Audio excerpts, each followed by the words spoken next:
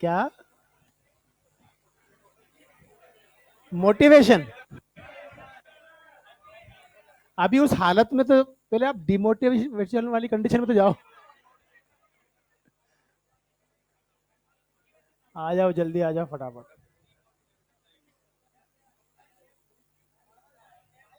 आ जाओ।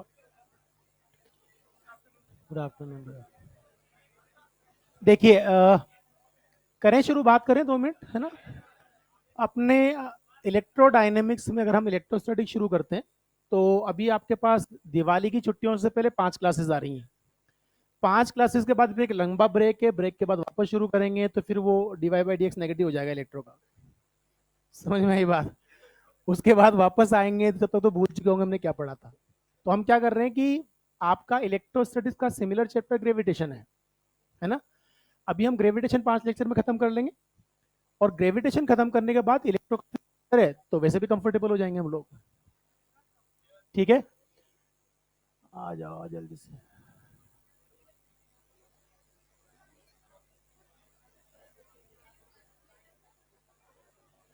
जल्दी करो बेटा, ना यार, 5 ही लेक्चर हैं तो खत्म करना है चैप्टर ढंग से। करें शुरू? चलिए। तो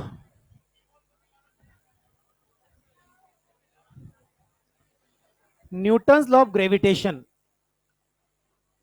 की बात करेंगे। पहले आपने न्यूटन लॉज ऑफ मोशन तो पढ़ ही लिए? नहीं पढ़े? पढ़ लिए यार, मतलब थोड़ा बहुत तो कॉन्फिडेंस रखो।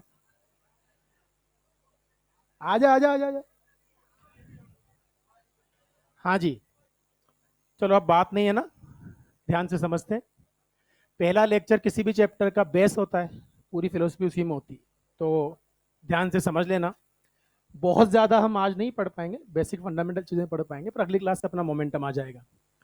प्लस 5 लेक्चर में अगर हम ठीक से मल्टीपल क्वेश्चन प्रैक्टिस के साथ चैप्टर तक कंप्लीट करना है, तो हमें डिस्कशन फिर ऑनलाइन करना पड़ेगा रात को 9 बजे प्लस पर। यस और नो? सही रहेगा। उसके अलावा फिर यहाँ भी पूछ ही सकते हो, है ना? यहाँ तो आप पूछ ही लेना, पर अगर वहां मान लीजिए मेजर डिस्कशन हो जाता है, तो यहाँ फिर कम टाइम में हमारा काम हो जाएगा, है ना? होमवर्क डेली अपन दे देंगे। पहली क्लास के बाद कोई होमवर्क नहीं होगा, पहली क्लास के बाद सिंपल जो पढ़ा है उसी की प्रैक्टिस करके आनी है ना? तो न्यूटन की अगर बात की जाए, तो न्यूटन लॉ ऑफ ग्रेविटेशन हम स्टडी करेंगे। इसमें कुछ अच्छे अच्छे कंसेप्ट मैकेनिक्स के काम आएंगे, वो अपन डिस्कस कर लेंगे, कोई दिक्कत वाली बात नहीं है। तो न्यूटन के बारे में अक्सर आजकल बहुत र्यूमर चलता है कि उस दिन एप्पल के बजाय पेड़ गिरा होता तो ज्यादा अच्छा होता है ना। ऐसा बोलते हैं ना लोग, एप्पल एप्पल। देखो, पहली बात तो ये क्लियर है कि ऐसा कुछ नहीं हुआ था जिसके लिए वो मिथ फेमस है। नहीं समझ में आई बात? मतलब ऐसा नहीं था कि साहब वो क्या कहते हैं कि वो अपनी यूनिवर्सिटी में पढ़ता था, वहां प्लेग फैल गया, छुट्टियों में घर आया, एप्पल के पेड़ के नीचे सोया हुआ था, एप्पल गिरा और उसको ग्रेविटी समझ में आ गई। एप्पल पहले भी गिरता था, ठीक है? असल में न्यूटन ने गैलीलियो के बहुत सारे, जो गैलीलियो ने पहले काम किया था उस पर काम किया था। हम लोग चाहे बोल सकते हैं ऐसा कि एप्पल के बजाय पेड़ गिरा होता तो अच्छा होता, लेकिन ये न्यूटन ही है जिसकी वजह से हम जितना भी समझ पाते हैं आज समझ पा रहे हैं। ये मान के चलिए, एक जर्मन पोएट था, जर्मन पोएट ने एक बहुत अच्छी लाइन बोली थी कि मतलब देखो, एक तो ये डॉक्टर बनेगा जो चीख रहा है, एक वो वाह आप आप इमेजिन करो, आप इमेजिन करो कि आप डॉक्टर के पास ट्रीटमेंट के लिए जा रहे हैं, और जब आप गेट में एंटर कर रहे हो तो वैसे चीख रहा है। पहले आप डॉक्टर बनने वाला एटीट्यूड तो जनरेट करो अपने अंदर यार, लगना चाहिए कि आप डॉक्टर बनने जा रहे हो। चलिए, बात करते हैं आगे। तो जर्मन पोएट ने सिंपल सी बात बोली कि प्रकृति ने अपने नियमों को अंधेरे में छुपा के रखा और हमें समझाने के लिए न्यूटन को पैदा कर दिया। तो ये था न्यूटन। अगर आप फंडामेंटल लेवल पे देखें, तो हम मैकेनिक्स वाले सेक्शन पे नहीं जाना चाहते, पर आप देखेंगे कि जो न्यूटन लॉज ऑफ मोशन आप पढ़ते हैं, तीनों लॉज इंक्लूडिंग स्यूडो फोर्स का कंसेप्ट, वो सारी चीजें एक ही जगह से राइज होती है। वो न्यूटन ही था जिसने 4 तरह से समझाया हमें, in the form of different laws. तो यहां बात करते हैं न्यूटन ऑफ ग्रेविटेशन की। एप्पल के गिरने से ग्रेविटी समझ में नहीं आई थी। न्यूटन ने लगभग 18 साल 7 महीने वर्क करके कंक्लूजन निकाला था। कितना? बच्चा पैदा होने के बाद बालिग हो जाता है। नहीं समझ में आई बात? इतने लंबे ड्यूरेशन में हार्डवर्क के बाद उसने न्यूटन ऑफ ग्रेविटेशन को सिंप्लीफाइड किया, हमारे सामने रखा, और लोग कहते हैं एप्पल के गिरने समझ में आ गया। नहीं आया था। और उस दौरान ऐसा कुछ हुआ था कि जब उसने कहा कि दो पॉइंट या पॉइंट लाइक मासेस, अब यहां पॉइंट मास या पार्टिकल का कंसेप्ट भी समझना पड़ेगा। देखिए, कोई भी चीज को आप पार्टिकल मानोगे या पॉइंट मास मानोगे या एक्सटेंडेड बॉडी मानोगे या ऑब्जेक्ट मानोगे, इस बात पर डिपेंड करेगा कि मेरा पॉइंट ऑफ ऑब्जर्वेशन कहां है। मतलब मैं जहां से देख रहा हूं उस ऑब्जेक्ट को, उस ऑब्जेक्ट से देखे जाने वाली जो डिस्टेंस है उसके कंपैरिजन में उसका साइज कितना बड़ा है। हम सन को पॉइंट मास मान सकते हैं अर्थ पे अगर देखेंगे तो। नहीं मानते क्या? अगर आप अर्थ से देखोगे तो अर्थ से सन का जो डिस्टेंस है उसके कंपैरिजन में सन का साइज, तो हम उसको क्या मान लेंगे? Point mass. अर्थ को आप पॉइंट मास मान लोगे अगर सन से देखोगे तो। मून को पॉइंट मास मान लोगे या पार्टिकल मान लोगे अर्थ से देखोगे तो। आप किसी एरोप्लेन को जब वो बहुत ऊपर हवा में उड़ रहा है तो ग्राउंड पे खड़े होकर जब देख रहे हो तो उसको आप पार्टिकल मान सकते हो, लेकिन आप एरोप्लेन में बैठ के नहीं बोल सकते मैं पार्टिकल में बैठा हूं। नहीं समझ में आई बात? तो एक सिंपल सी बात है, एरोप्लेन में अगर आप बैठे में तो एक एक्सटेंडेड ऑब्जेक्ट माना जाएगा, और अगर मान लीजिए वो बहुत ऊपर हवा में उड़ रहा है तो पार्टिकल माना जाएगा। तो एग्जैक्टली वही कंसेप्ट पॉइंट मास का होता है। जहां कहीं भी स्फेरिकल सिमेट्री होगी, स्फेरिकल बॉडी होगी, वहां पूरा का पूरा मास सेंटर पे कंसंट्रेट मान करके, और स्फीयर के बाहर वाले पॉइंट्स के लिए सारा का सारा पॉइंट अगर सेंटर पे मानूंगा मास को, तो उसको पार्टिकल कंसिडर कर लूंगा। अब एक सिंपल सी बात है, न्यूटन लॉ ऑफ ग्रेविटेशन में न्यूटन ने एक सिंपल सी बात की कि साहब अगर मेरे पास दो पॉइंट या पॉइंट लाइक मासेस हैं, क्या है? पॉइंट या पॉइंट लाइक मासेस, और उनके सेंटर्स के बीच का डिस्टेंस आर है। ये डिस्टेंस किसके बीच का है? सेंटर्स के बीच का। ये इसका सेंटर है, ये इसका सेंटर है। सेंटर्स के बीच का डिस्टेंस अगर आर है, ये मास m1 है, ये मास m2 है, तो उसने कहा कि सब इनके बीच लगने वाला फोर्स ऑफ अट्रैक्शन, क्या? Force of attraction. हम थोड़ी थोड़ी चीजों को, इलेक्ट्रो की जो चीजें आएंगी उसको लिंक करते हुए चलेंगे, जो बहुत सिंपल है। आप सबको इतना तो आइडिया है ही से कि यार न्यूटन लॉ ऑफ ग्रेविटेशन के according G m1 m2 upon R square force होता है, और कोलंबियन फोर्स क्या होता है? K Q1 Q2 upon R square. तो what is the basic difference between these two forces? के साथ ग्रेविटेशनल फोर्स ऑफ अट्रैक्शन जो होता है वो अट्रैक्टिव नेचर का है, और वो इंटरैक्टिव है। इंटरैक्टिव मतलब अट्रैक्टिव एंड रिपल्सिव बोथ। नहीं समझ में आई बात? एक बहुत फंडामेंटल सवाल हमारे सामने अराइज होता है कि नेचर में दो ही तरह की इंटरेक्शन होती हैं, इधर अट्रैक्शन और repulsion. There is no three type of interaction find in the nature, because we only have two kind of the charges. हमारे पास सिर्फ दो तरह के चार्जेस हैं, पॉजिटिव और नेगेटिव। दो तरह के चार्जेस हैं, इसीलिए दो तरह की इंटरेक्शन है। तीसरा कोई चार्ज का नेचर नहीं होता, तीसरे तरह की इंटरेक्शन भी नहीं होती। तो इंटरेक्शन दो तरह की होगी, attractive and repulsive. When we talk about the Coulombian force, it will be attractive as well as repulsive depending on nature of charges. If charges are similar, it will be the repulsive. If charges are opposite, it will be the attractive. But in this case it is only attractive force. ये तो पहला difference है। दूसरा और major difference ये है कि यहां पर ये जो ग्रेविटेशनल फोर्स ऑफ अट्रैक्शन होता है, ये कभी भी किसी इंटरवेनिंग मीडियम पे डिपेंड नहीं करता। अगर दो m1 m2 मास किसी सेपरेशन पे रखे हुए हैं, हवा में उनके बीच का फोर्स F0 है, तो पानी में भी F0 होगा, माइका के अंदर रखोगे तो F0 होगा। किसी भी मीडियम में आप ले जाइए, अगर आपने सेपरेशन की वैल्यू चेंज नहीं की, मासेस की वैल्यू चेंज नहीं की, तो मीडियम के बदलने से फोर्स की वैल्यू चेंज। ये यहां की कहानी है, लेकिन वहां की कहानी कुछ और होती है। वहां डिफरेंट मीडियम में फोर्स डिफरेंट होता है। हम वहीं पे बात करेंगे, पर एक सिंपल बात करते हैं कि साहब न्यूटन लॉ ऑफ ग्रेविटेशन के अकॉर्डिंग न्यूटन ने एक सिंपल बात कही कि दो बॉडीज के बीच लगने वाला force of attraction F, it is the directly proportional to product of masses and inversely proportional to square of distance between their centres. ऐसे फोर्सेस जो दो पार्टिकल्स के सेंटर्स के बीच का जो डिस्टेंस होता है उसके स्क्वायर के इनवर्सली प्रोपोर्शनल होते हैं, उनको इनवर्स स्क्वायर लॉ फॉलो करने वाला फोर्स बोला जाता है। कौन सा लॉ? Inverse square law. हमारे सिलेबस में दो ही फोर्स हैं जो इनवर्स स्क्वायर लॉ फॉलो करते हैं, एक है इलेक्ट्रोस्टैटिक फोर्स, दूसरा है ग्रेविटेशनल फोर्स। आई बात समझ में? अब इस सिंपल सी बात करेंगे। अब यहां पर उसने ये बात तो बोल दी कि सब फोर्स इनके प्रोडक्ट के प्रोपोर्शनल होगा और inversely proportional to square of distance between there.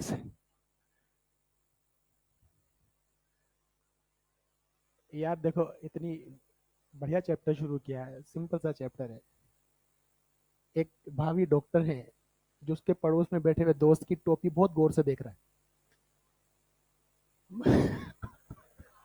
मतलब उसका पूरा फोकस उसकी कैप पे है। मतलब कितनी बढ़िया कैप है, नहीं है गारंटेड है, एक सवाल नहीं आएगा कैप पे। सब यहां से आएगा भाई, समझ ले। बेसिक कहानी छूट गई ना तो फिर बाद में देखो गड़बड़ रहेगा। सिंपल सी बात है। तो हम कह रहे हैं, जब कभी भी हम साइन ऑफ प्रोपोर्शनलिटी हटाते हैं तो क्या कोई कांस्टेंट यूज करते हैं? तो हम यहां कोई कांस्टेंट यूज करेंगे, F becomes equals to G M one M two upon R square. एक बहुत इंटरेस्टिंग चीज क्या है, ये जो जी होता है ना, क्या इस जी की वैल्यू वहां से क्या निकालूंगा, G equal to F R square upon M one M two. Hello, इसकी यूनिट क्या बन जाएगी, newton metre square upon KG square ना। तो ये बन जाएगा newton metre square upon KG square. क्या आप डायमेंशन बना सकते हो? बताइए। न्यूटन का मतलब m1 l1 t-2 metre square मतलब एल स्क्वायर, और केजी का स्क्वायर का मतलब एम स्क्वायर ना। एम ऊपर जाएगा, ओनली -1। बताइए, बता, M -1 l 3 t-2 is the dimensional formula of what. अब सुनिएगा ध्यान से, ये जो कैपिटल जी है, ये बहुत इंटरेस्टिंग चीज है। जितने भी यूनिवर्सल कांस्टेंट आपके सिलेबस में हैं, चाहे वो यूनिवर्सल कांस्टेंट हो ये वाला कैपिटल जी, या प्लैंक्स कांस्टेंट हो, या स्टीफन कांस्टेंट जो थर्मल में आप पढ़ते हो, या रिडबर्ग कांस्टेंट हो, जितने भी यूनिवर्सल कांस्टेंट हैं उसके यूनिट, डायमेंशन और उसकी वैल्यू किसने कैलकुलेट की थी, आपकी मास्टरी होनी चाहिए।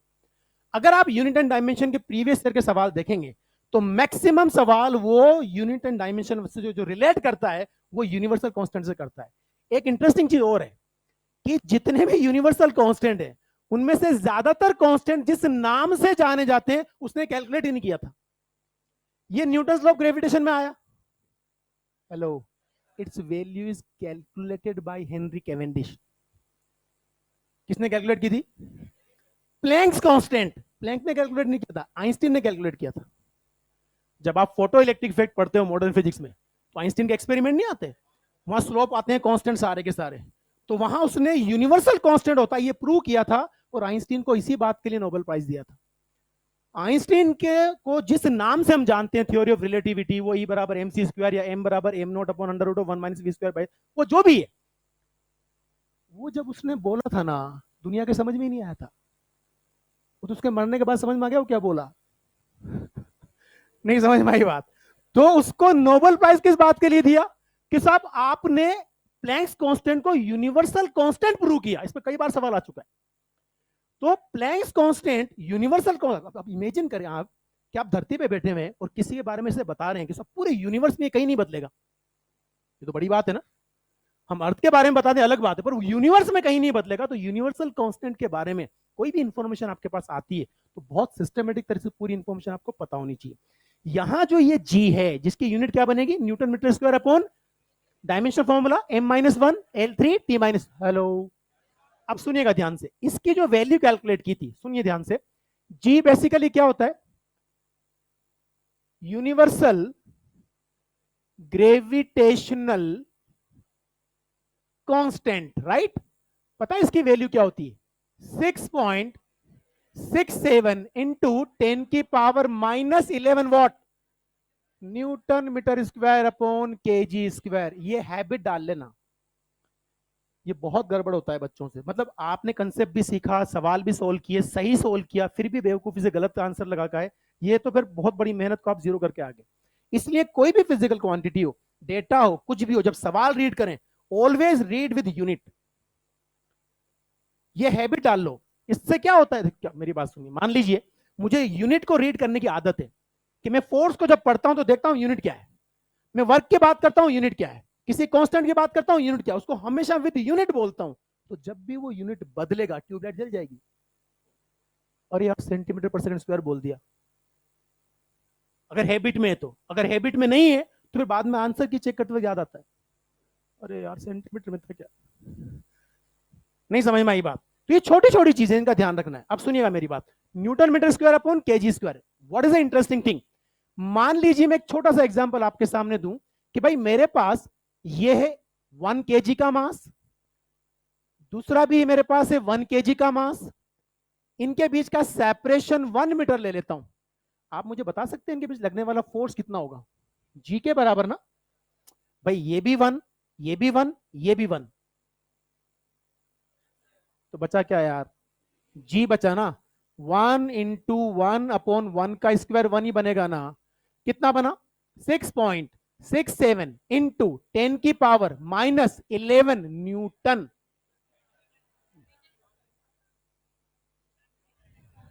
अभी ये फोर्स आया है, अब metre square upon KG square नहीं है। वो तो जी की वैल्यू पूछता तो ऐसा होता। अच्छा, इससे देख के आपको क्या समझ में आता है कि सब हमारी जिंदगी पॉसिबल हो गई। अरे आप मुझे बताइए, दो 1 kg की बॉडीज में जो फोर्स लगा वो 0.11 लगाऊंगा, उसके बाद 667 लिखूंगा। इसका क्या मतलब हुआ? -11 का क्या मतलब होता है? जीरो के बाद पॉइंट लगा, कितने जीरो लगाऊं? तो ये बहुत गरीब फोर्स है ना। नहीं समझ में आई बात? अगर ये स्ट्रोंग होता तो तुम ऐसे बैठ जाते, और बैठ जाते तो उड़ जाते। नहीं समझ में? इनफैक्ट देखो, this is the beauty of physics and this is the beauty of nature. हम 4 तरह के फोर्स पढ़ते हैं fundamental: gravitational force of attraction, electromagnetic force, nuclear force और वीक इंटरेक्शन। न्यूक्लियर और वीक ये दोनों मॉडर्न के अलावा कहीं काम नहीं आते फिजिक्स में, तो इनको तो आप मॉडर्न के खाते में डाल दो। तो सब जब मॉडर्न फिजिक्स के सवाल आएंगे तो इनके बारे में बात की जाती है, अदरवाइज कहीं काम ही नहीं आना। कौन कौन सा? कहानी क्लियर? बचे दो: gravitational force of attraction and electromagnetic force, right? कौन सा फोर्स? अब सुनिएगा ध्यान से, आपने मैकेनिक्स पढ़ते वक्त कई बार mg लगाया होगा, तो आप मुझे बताइए किसी भी बॉडी के ऊपर mg कहां लगाते हो? उसके सेंटर ऑफ मास पे। एक्चुअली mg लगाया जाता है सेंटर ऑफ ग्रेविटी पे। कहां लगाया जाता है? ये बात को समझना है, यहां कोई रीजनिंग पे सवाल बन जाएगा, साफ हो जाओगे। कहां लगाया जाता है? सेंटर ऑफ ग्रेविटी पर। अब ये सेंटर ऑफ ग्रेविटी क्या होता है कि सब वो पॉइंट जहां पूरा का पूरा वेट कंसंट्रेट माना जाता है। क्या माना जाता है? और सेंटर ऑफ मास क्या होता है? जहां पूरा का पूरा मास कॉन्सेंट्रेट माना जाता है। अगर मान लीजिए मेरे पास दो बॉडीज हैं, वो दोनों बॉडीज ऐसी जगह पे रखी हुई है जहां जी की वैल्यू सेम है, जितना जी यहां उतना ही जी यहां। ऐसे कंडीशन में जहां सेंटर ऑफ मास होगा वहीं सेंटर ऑफ ग्रेविटी भी होगा। इसलिए हम किसी भी बॉडी के सेंटर ऑफ मास में mg लगा दिया करते हैं, क्योंकि वहां जी की वैल्यू सेम है। पर अगर ऐसा नहीं है, जी अलग अलग है जहां बॉडीज रखी हुई, तो अब centre of mass centre of gravity नहीं होता। अब centre of mass centre of gravity, एक छोटा सा एग्जांपल से मैं आपको समझाता हूं, यहां साइड में देख लेते हैं, सुनिएगा ध्यान से। मान लीजिए ये अर्थ है। क्या है ये? अर्थ। अब हम सब जानते हैं कि अर्थ की सरफेस पे जी की वैल्यू ज्यादा होती है, और हाइट पे जाऊंगा तो जी की वैल्यू घटती है बढ़ती है? कम होती है ना। मैंने एक एम मास यहां रखा, एक एम मास मैंने यहां रखा। अब सुनिएगा ध्यान से, अगर दोनों मास आइडेंटिकल हैं तो इनका सेंटर ऑफ मास कहां लाई करेगा? ना ना ना ना, दोनों मास अगर आइडेंटिकल है, centre of mass mid point पे लाई करेगा ना। ऐसे मान लेते हैं कि H बराबर मान लीजिए R है। कितना है? तो क्या centre of mass mid point पे होगा? तो बताइए सेंटर ऑफ मास का हाइट यहां से कितना? R/2 ना। अब जरा बताइए, mg इसका ज्यादा बड़ा होगा या ऊपर वाले का? बराबर होगा। mg बराबर होगा।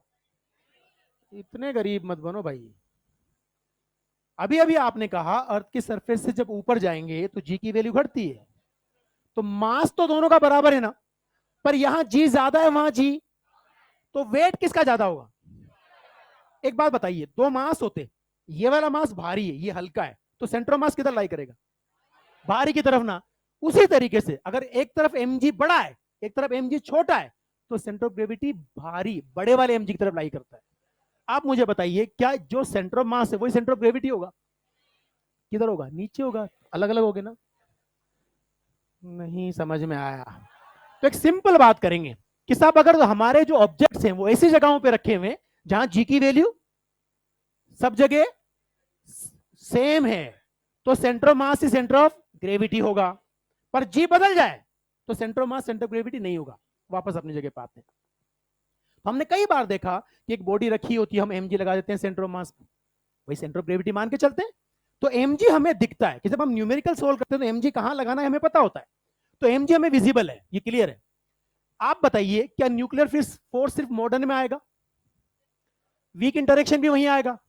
वो हमारे मैकेनिक्स में, इलेक्ट्रोडायनेमिक्स में, वेव्स में, एसएचएम वेव्स की बात कर लो, थर्मल फिजिक्स की बात कर लो, कहीं काम में, तो हमारे काम में कौन से फोर्स आएंगे? दो। एक कौन सा? ग्रेविटेशन। दूसरा कौन सा? इलेक्ट्रोमैग्नेटिक। तो बेटा जी जो ग्रेविटेशनल फोर्स नहीं है वो सब इलेक्ट्रोमैग्नेटिक है। अब बताइए नॉर्मल कैसा फोर्स है? इलेक्ट्रोमैग्नेटिक। टेंशन कौन सा है? फ्रिक्शन कौन सा है? विस्कस फोर्स कौन सा है? ये सब इलेक्ट्रोमैग्नेटिक फोर्स है। नहीं समझ में आई बात? कहानी क्लियर? हम बात कर रहे हैं ग्रेविटेशनल फोर्स की। आपने कहा कि सबसे स्ट्रॉन्ग फोर्स कौन सा होता है? Strong nuclear force. उसकी रेंज क्या होती है? 10⁻⁻15 मीटर ना यार, इतना तो पता होना चाहिए। 1 फर्मी ना। 10⁻⁻, किसकी रेंज है ये? अब बात को समझिएगा ध्यान से। सबसे वीक फोर्स कौन सा होता है नेचर का? जो वीक है उसकी रेंज बहुत ज्यादा है। नहीं समझ में आया? आप बताइए सन का ग्रेविटी अर्थ पे है कि नहीं? इसीलिए तो घूम रहा है ना, और बाकी जिससे ज्यादा डिस्टेंस पे भी होता है। तो जो सबसे कमजोर रखा उसकी रेंज सबसे ज्यादा रखी। आप इमेजिन करें जो सबसे बड़ी रेंज वाला ग्रेविटेशनल फोर्स है, अगर उसको नेचर का सबसे स्ट्रॉन्ग फोर्स कर दिया जाए तो यूनिवर्स के सारे प्लैनेट फोर्स ऑफ अट्रैक्शन से कोलैप्स होकर सिंगल बॉडी में कन्वर्ट हो जाएंगे। यूनिवर्स का एग्जिस्टेंस ही पॉसिबल नहीं। नहीं समझ में आया? इसका उल्टा सोच लो कि जो न्यूक्लियर फोर्स ऑफ अट्रैक्शन जो इतना स्ट्रॉन्ग है, जिसकी रेंज बहुत छोटी रखी, उसकी रेंज बड़ी कर देते तो फिर भी कोलैप्स यूनिवर्स खत्म। नहीं समझ में आया? तो जो सबसे कम रेंज का है, सबसे स्ट्रॉन्ग है, उसकी रेंज कम रखी, और जो सबसे वीक है उसकी रेंज सबसे, बहुत फंडामेंटल चीज है। आई होप यहां तक समझ में आ गया होगा। अब ये तो बात समझ में आ गई आपके। यहां एक और एग्जांपल लेता हूं मैं कंपेरेटिव वाला, कि मान लीजिए ये मेरे पास +1 कूलम चार्ज है, ये मेरे पास +1 कूलम चार्ज है, इनके बीच का सेपरेशन 1 मीटर है। आप मुझे बताइए हमारा जो फोर्स का फॉर्मूला होता है क्या होता है? के क्यू स्क्वायर अपॉन, के की वैल्यू क्या होती है? 9 × 10⁻, क्यू स्क्वायर कितना हो जाएगा, और आर स्क्वायर भी कितना, फोर्स की वैल्यू कितनी? 9 × 10⁻⁹ मीटर, न्यूटन, सॉरी न्यूटन। कितना? अब सुनिए ध्यान से, 9 × 10⁻⁹ न्यूटन मतलब 9 × 10⁸ केजी वेट। केजी वेट समझते हो ना? 9 × 10 मतलब 9 × 10⁵ टन। एक भारी भरकम ट्रक 2.5 टन के लगभग होता है। ट्रक कितने टन का होता है? भारी भरकम टन। आप सोचो कि 1 कूलम के चार्ज अगर किसी आदमी के हाथों में दोनों तरफ ऐसे अटैच कर दो आप, तो फोर्स ऑफ रिपल्शन से टुकड़े कर देगा बॉडी के। नहीं समझ में आया? चलो इसको छोड़िए आप, ये तो कौन ही करेगा। लाइटनिंग होती है, बिजली गिरती, तो चार्ज तो गिरता है ना धरती पे। तो किसी बिल्डिंग पे अगर चार्ज आके गिरा इन द फॉर्म ऑफ लाइटनिंग, और मान लीजिए किसी दीवार पे 1 कूलम चार्ज भी आके गिरा, तो उस 1 कूलम चार्ज की वजह से फोर्स ऑफ रिपल्शन लगेगा, वो इतना स्ट्रॉन्ग होगा कि उसमें क्रैक आ जाएंगे। नहीं समझ में आया? इसलिए कहीं भी अगर बिल्डिंग पे लाइटनिंग होती है तो दरारें आ जाती, स्ट्रॉन्ग फोर्स ऑफ रिपल्शन की वजह से ऐसा होता है। हम सिर्फ इतनी बात करना चाह रहे हैं कि ये बहुत गरीब है और इसके कंपेरिजन बहुत अमीर है। नहीं समझ में आया? कंपेरेटिव स्टडी है। अगर मान लीजिए दो मेरे पास बॉडी हैं, सुनिएगा ध्यान से, दो मेरे पास बॉडी हैं, दोनों का चार्ज 1 कूलम हो और दोनों का मास 1 केजी हो, अरे यार, तो ये तो फोर्स ऑफ अट्रैक्शन होगा और ये फोर्स ऑफ रिपल्शन होगा। चलेगी किसकी? वो तो एग्जिस्ट ही नहीं करेगा। तो ग्रेविटेशनल फोर्स नेचर का सबसे वीक फोर्स है। आई होप समझ में आ गई होगी। अब कुछ फंडामेंटल चीजों की मैं बात करूंगा, 1 बाय 1 समझने की कोशिश कीजिए, फिर मैं सारे पॉइंट आपको लिखवा दूंगा। सुनिए, क्या ये जो दो बॉडीज के बीच लगने वाला फोर्स ऑफ अट्रैक्शन है, सुने ध्यान से, क्या ये फोर्स ऑफ अट्रैक्शन जो है वो जितना फोर्स ये है, क्या उतना ही फोर्स ये है मैग्नीट्यूड में? क्या दोनों फोर्स इतने ही है? बोलो ना यार, दोनों फोर्स इतने ही है ना? आप मुझे बताइए क्या दोनों अपोजिट डायरेक्शन में? तो अगर मैं सिस्टम मान लू इसको, तो सिस्टम पे नेट फोर्स क्या? और जब सिस्टम पे नेट फोर्स जीरो तो सिस्टम का लीनियर मोमेंटम कंजर्व रहता है। तो न्यूटन लॉ ऑफ ग्रेविटेशन के अकॉर्डिंग टू बॉडी सिस्टम का लीनियर मोमेंटम हमेशा इंडिविजुअल बॉडीज का बदल जाएगा पर सिस्टम का कंजर्व रहेगा। मैं भी समझा दूंगा डिटेल में। एक और बात बताइए, what is the torque? Torque क्या होता है? Yes, R cross F. Work done क्या होता है? F dot S. ये तो होता है ना, सिंपल सी बात, क्या कर रहे थे, बिल्कुल ठीक है। Torque is R cross F and work done is F dot S, ये होता है ना। पर भाई मुझे अगर क्रॉस प्रोडक्ट से रिलेटेड कोई सवाल सोल्व करना है टॉर्क का, तो ही तो आर क्रॉस एफ काम का है। अगर डॉट प्रोडक्ट आईजेके के फॉर्म में दे दे मुझे कोई सवाल और मुझे वर्क का सवाल सोल्व करना, तभी तो डॉट प्रोडक्ट काम का है, अदरवाइज तो वो मेरे किसी काम का नहीं है। इसलिए फिजिक्स के अंदर जो आपको डेफिनेशंस दी जाती है वो बोला करो हमेशा। आपसे कोई पूछे व्हाट इज अ टॉर्क, तो आर क्रॉस एफ मुझे पता है, बट स्टिल जब भी मेरे दिमाग में टॉर्क आएगा, सबसे पहले मेरे जहन में जो बात आनी चाहिए वो आनी चाहिए force into perpendicular distance of the force from axis of rotation. क्या आनी चाहिए? Force into perpendicular distance. Concept clear होने जरूरी है। Force into perpendicular distance of the force from axis of rotation. सुनिएगा ध्यान से, टॉर्क हमेशा किसी ना किसी एक्सिस के अबाउट लिया जाता है। आई बात समझ में? कहानी क्लियर? वर्क डन क्या होता है? Force into displacement in the direction of applied force. तो फोर्स और फोर्स के डायरेक्शन के डिस्प्लेसमेंट को मल्टीप्लाई कर दो, आपको वर्क मिल जाएगा। फोर्स और जिस एक्सिस के अबाउट टॉर्क ले रहे हो, फोर्स से उसका परपेंडिकुलर डिस्टेंस मल्टीप्लाई कर दो, टॉर्क मिल जाएगा। यार मुझे एक बात बताओ, हम दुनिया भर के बिल्डिंग्स हमने देखी है, दुनिया भर के डिजाइन आप देखें, ये इन लोगों को क्या लगा, इस बिल्डिंग वालों को, यार ठीक है हम बराबर के नहीं लगाएंगे गेट, एक बड़ा एक छोटा लगाएंगे। ये इनकी चॉइस है ना। कुछ लोगों में लोग बराबर लगा देते हैं, दोनों गेट बराबर। किसी को लगता है मैं तो एक ही गेट लगाऊंगा, वो एक ही लगा देते हैं। अरे भाई पता नहीं, आपको बहुत सारे डिजाइन मिल जाएंगे। किसी के जहन में ये बात क्यों नहीं आई आज तक कि साहब मैं हैंडल यहां के बजाय यहां लगाऊंगा यार, या बीच में लगा तो चलो ठीक है मान लिया। नहीं पॉसिबल है ना। सिंपल सी बात है कि देखो होगा क्या, सुनिए ध्यान से। मान लीजिए किसी डोर को खोलने के लिए मुझे 50 या 100 न्यूटन इंटू मीटर का टॉर्क चाहिए। कितना चाहिए? टॉर्क की यूनिट क्या होती है? Newton into metre. क्या होती है?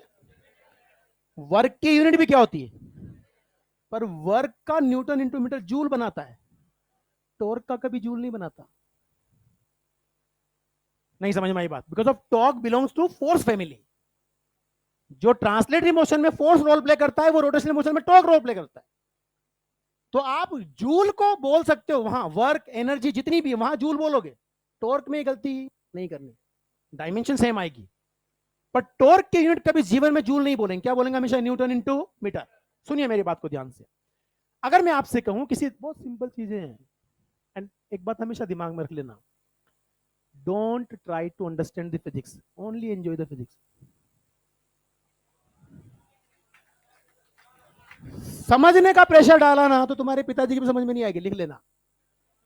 तो हमेशा सिंपल सिंपल सी चीज है। मैं आपसे कह रहा हूं कि साहब टॉर्क की अगर मैं बात करूं कि अगर मान लीजिए फोर्स और परपेंडिकुलर डिस्टेंस जो है, मैं परपेंडिकुलर बोल रहा हूं ना यार, तो R cross F R F बन जाएगा ना। सुनिए, मान लीजिए इस दरवाजे को खोलने के लिए मुझे 100 न्यूटन इंटू मीटर का टॉर्क चाहिए। कितना चाहिए? कितना चाहिए? अब मान लीजिए ये वाला डिस्टेंस 1 मीटर है, कितना है? पक्का ना? तो यहां कितना फोर्स लगाऊं कि 100 न्यूटन इंटू मीटर का टॉर्क प्रोड्यूस हो जाए? 100 न्यूटन ना? पक्का ना? तो भाई तूने यहां 100 न्यूटन का फोर्स लगाया तो ये खुल जाएगा, क्योंकि आपको 100 न्यूटन इंटू मीटर का टॉर्क चाहिए था। कोई को लगा शौक के ठीक साहब नहीं मैं तो बीच में लगाऊंगा, उसने डिस्टेंस को आधा कर दिया, टॉर्क तो उतना ही चाहिए, अब फोर्स को डबल 200 न्यूटन का फोर्स लगाना पड़ेगा तब खुलेगा, तब उतना ही टॉर्क आएगा ना। किसी ने 1/4 कर दिया, 400 का लगा, किसी ने 0 कर दिया, इनफाइनाइट लगाना पड़ेगा। तो इस जन्म में तेरा दरवाजा नहीं खुलेगा। नहीं समझ में आई बात? अब यहां हम कोई टाइम पास नहीं कर रहे, ये कंसेप्ट यहां काम आता है। बात को सुनिएगा ध्यान से। लीनियर मोमेंटम कंजर्वेशन की शर्त क्या होती है? सिस्टम के ऊपर एक्सटर्नल फोर्स 0 हो तो सिस्टम का लीनियर मोमेंटम कंजर्व रहता है। अगर सिस्टम के ऊपर एक्सटर्नल फोर्स, टूट जा मुंह तो क्या फटाफट, जो भी आंख दुख रही ठीक है, मतलब ऐसे अगर कभी लगे ना कि यार देखो यार, नींद किसी की गुलाम नहीं होती, किसी को भी आ सकती है कभी भी। नहीं समझ में आई बात? अब नींद दो तरह से आती है, एक तो सो के और एक खो के। तो किसी भी तरह से नहीं आना चाहिए। कभी आता भी है किसी को, मान लेते हैं एक मिनट के लिए किसी को यार रात भर, मैं तो हमेशा पॉजिटिव सोचता हूँ, आपने रात में बहुत पढ़ाई की और इस वजह से आपको मान लीजिए क्लास में नींद आ रही है, तो आपकी झपकियों में पूरी क्लास बर्बाद हो जाएगी। उससे अच्छा है उठे, बाहर जाए, मुंह धो के वापस आ जाए यार, कम टाइम बर्बाद होगा ना। हाँ, वापस आते हैं। लीनियर मोमेंटम कंजर्वेशन की शर्त क्या होती है? सिस्टम के ऊपर एक्सटर्नल फोर्स, सिस्टम की बात कर रहा हूं, किसकी बात कर रहा हूं? इंडिविजुअल बॉडीज की नहीं, किसकी बात कर रहा हूं? क्या इस टू बॉडी सिस्टम पर एक्सटर्नल फोर्स जीरो है? क्या इस सिस्टम का लीनियर मोमेंटम कंजर्व रहेगा? आप मुझे बताइए, अगर हमने इसको यहां से छोड़ा, इसको भी यहां से छोड़ा, छोड़ने का मतलब इसकी वेलोसिटी, इसकी भी, क्या फोर्स ऑफ अट्रैक्शन लगेगा? क्या अट्रैक्शन से एक दूसरे भागेंगे? ये भागेंगे ना। इसके पास मोमेंटम इधर आएगा, उसके पास भी मोमेंटम, पर दोनों मोमेंटम हमेशा इक्वल एंड अपोजिट होंगे, ताकि नेट मोमेंटम और मोमेंटम कंजर्व रहे। After some time individual bodies के पास मोमेंटम होंगे, पर सिस्टम का, तो कंजर्वेशन किसके लिए लगाओगे? इंडिविजुअल बॉडीज के लिए। सिंपल। अब बात करते हैं, जिस तरह से आप कहते हो अगर एक्सटर्नल फोर्स जीरो है, linear momentum will remains conserve. Similarly if external torque is zero, angular momentum will remains conserve. लेकिन टॉर्क में थोड़ा समझदारी रखनी होती है। हम हमेशा बात करेंगे कि टॉर्क किस एक्सिस के अबाउट ले रहे हो। टॉर्क हमेशा एक्सिस के अबाउट लिया जाता है। किसी एक एक्सिस के अबाउट अगर टॉर्क जीरो है, तो ये जरूरी नहीं है दूसरे एक्सिस के अबाउट भी जीरो।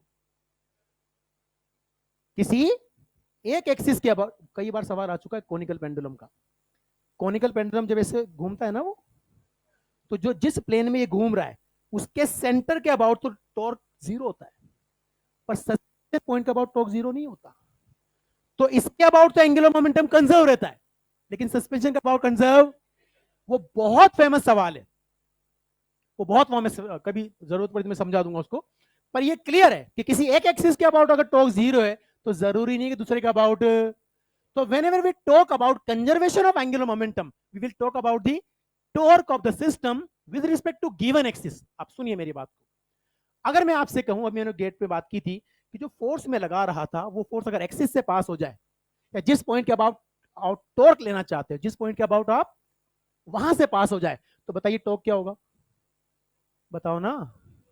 क्यों? क्योंकि परपेंडिकुलर डिस्टेंस क्या हो गई? जीरो। ये था। इसको मैं ऐसे घुमाना चाहता हूं, तो अगर मैं यहां फोर्स लगाता हूं तो कुछ ना कुछ परपेंडिकुलर डिस्टेंस है ना, यहां लगाता तो है ना, यहां लगाऊं तो है ना, यहीं से लगा दूं तो क्या हो जाएगा? टॉर्क। तो अगर परपेंडिकुलर डिस्टेंस जीरो हो जाए तो टॉर्क क्या हो जाएगा? जीरो। टॉर्क जीरो हो जाएगा तो एंगुलर मोमेंटम। अब सुनिएगा, पहली वाली जो बॉडी है उस पे लगने वाला फोर्स लिखूंगा force on one due to two, उसको लिखूंगा force on two due to one. कहानी क्लियर? क्या इस बॉडी पे लगने वाला फोर्स इसके सेंटर से जा रहा है? बताओ ना यार। तो इसके अबाउट इस फोर्स का टॉर्क क्या है, और इसके अबाउट इसका टॉर्क क्या है? मतलब एक के रेस्पेक्ट में दूसरे पे टॉर्क, तो एक के रेस्पेक्ट में दूसरे का एंगुलर मोमेंटम कंजर्व रहेगा। नहीं समझ में आया? And one more very important thing, जितनी भी प्रॉपर्टीज मैं आपको यहां डिस्कस कर रहा हूं न्यूटन ऑफ ग्रेविटेशन की, ये सारी की सारी प्रॉपर्टी कोलंबियन फोर्स की भी है। तो हम एक जगह प्रैक्टिस करेंगे, दूसरी जगह रिवीजन करेंगे। नहीं समझ में आई बात? तो एक बहुत बेसिक चीज है। क्या आप कुछ प्रॉपर्टीज की बात करूंगा। पहली बात बताइए, ग्रेविटेशनल फोर्स कंजर्वेटिव फोर्स है कि नहीं? अच्छा बताइए, कंजर्वेटिव फोर्स क्या होता है? अगर किसी फोर्स का वर्क पाथ पे डिपेंड नहीं करके इनिशियल और, तो हम कहेंगे वो फोर्स कंजर्वेटिव है। अब बात को सुनिए, एक ही स्टेटमेंट, हम दूसरा बात भी तो बोलते हैं कि क्लोज पाथ में अगर वर्क डन जीरो है तो कंजर्वेटिव फोर्स है। यार मुझे एक बात बताइए, मेरा इनिशियल पॉइंट ये था, ये इनिशियल पॉइंट है, राइट? अगर मैं किसी भी पाथ में चक्कर काट के वापस यहीं आ गया, तो जो मेरा इनिशियल पॉइंट है वही फाइनल पॉइंट है ना। क्या मैंने पॉइंट बदला? जब पॉइंट बदला ही नहीं तो वर्क डन जीरो होगा। तो क्लोज पाथ में वर्क जीरो होने की कहानी सिंपल ये तो है कि साहब आप जहां थे वहीं हो, और जहां थे वहीं हो तो आपने डिस्प्लेसमेंट ट्रेवल ही नहीं किया, तो आपके फोर्स ने कोई वर्क ही नहीं किया। तो because of gravitational force conservative force है, याद रखिए what is the major difference between the kinetic energy and potential energy. दो मेजर डिफरेंस है, एक एक बात को समझ लेना, नहीं समझ में आए I will repeat again and again, mind में सेट कर लेना। अगर मैं फिर भी कह रहा हूं, अगर आप फिजिक्स सीखोगे ना, आप कैलकुलेशन को बहुत छोटा कर लोगे, और जितनी छोटी कैलकुलेशन उतना एक्यूरेसी और स्पीड ज्यादा, जितनी बड़ी कैलकुलेशन उतनी गलती होने के चांस ज्यादा। फिजिक्स का फायदा यही है कि आपकी कैलकुलेशन बहुत छोटी हो जाती है। अब सुनिएगा मेरी बात को ध्यान से, मैं फिर से आपसे कह रहा हूं, पोटेंशियल और काइनेटिक एनर्जी का मेजर डिफरेंस पहला कि साहब काइनेटिक एनर्जी कंजर्वेटिव फोर्स से भी आ जाती है और नॉन कंजर्वेटिव से भी आती है। इसको यहां से छोड़ूंगा, छोड़ते क्या काइनेटिक एनर्जी आएगी, कौन से फोर्स से आई? क्या ग्रेविटेशन कंजर्वेटिव है? बोलिए भाई। अगर मैं भागना शुरू करता हूं तो वो कौन सा फोर्स है जो मुझे काइनेटिक एनर्जी दे रहा है? फ्रिक्शन। क्या वो नॉन कंजर्वेटिव है? नहीं समझ में आया। तो काइनेटिक एनर्जी कंजर्वेटिव से भी आएगी, और potential energy is only and only defined under the influence of conservative forces. नहीं समझ में आई बात? कभी भी नॉन कंजर्वेटिव फोर्सेस के इन्फ्लुएंस में पोटेंशियल एनर्जी डिफाइंड, सब रीजनिंग पे सवालों का आंसर नहीं है। काइनेटिक एनर्जी किसके लिए डिफाइंड है? Conservative as well as potential energy only. बेटा सब मैकेनिक्स के कंसेप्ट है। दूसरी बात समझिए, kinetic energy can be defined for individual particles as well as system. एक बात बताइए, ये पार्टिकल है, ये चल रहा है v वेलोसिटी से, इसकी काइनेटिक एनर्जी क्या लिखेंगे हम? Half M B square. Half is the number, M किसका? किसका? इसी बॉडी का ना, v किसका? तो हाफ एम बी स्क्वायर इसी का है। आई होप समझ में आ गया होगा। एक ट्रक है, ट्रक के अंदर बहुत सारे ऑब्जेक्ट रखे हुए हैं, तो वो सिस्टम बन जाएगा, उसकी भी तो काइनेटिक एनर्जी होगी ना। तो काइनेटिक एनर्जी बॉडी की भी पॉसिबल है, पार्टिकल की भी पॉसिबल है, और potential energy is only defined for the system, can never define for individual particle। जो हम बोलते हैं ना कि h हाइट पर इसकी पोटेंशियल एनर्जी mgh है, वो स्टेटमेंट ही गलत है। h हाइट पे लेके ना आप h हाइट पे लेके आए, इसको h हाइट पे लेके आए, m किसका है? इसका ना। g किसका है? धरती का। g किसका है? धरती का है भैया, इसका तोड़ना है। ये नहीं था तो भी तो यह जी है।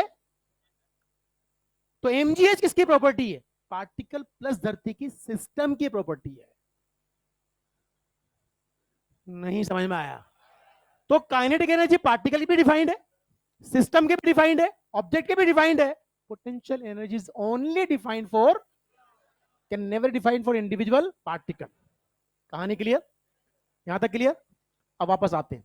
सबसे पहले नाम डाल लो, न्यूटन्स लॉ ऑफ ग्रेविटेशन, और पहले इसके अगरबत्ती लगा लो ताकि मैं इसे प्रॉपर्टी लिखा सकूं सारी। ये समझ में आ गया ना सारा? अरे आ गया ना? इसको छोड़ देना, इसको फिलहाल छोड़ दो, इसको मैं बाद में जब अपन ग्रेविटेशनल एक्सेलरेशन पढ़ेंगे तब मैं न्यूमेरिकल की फॉर्म में करवा दूंगा ताकि आपका क्लियर हो जाएगा। जल्दी कॉपी कर लेना।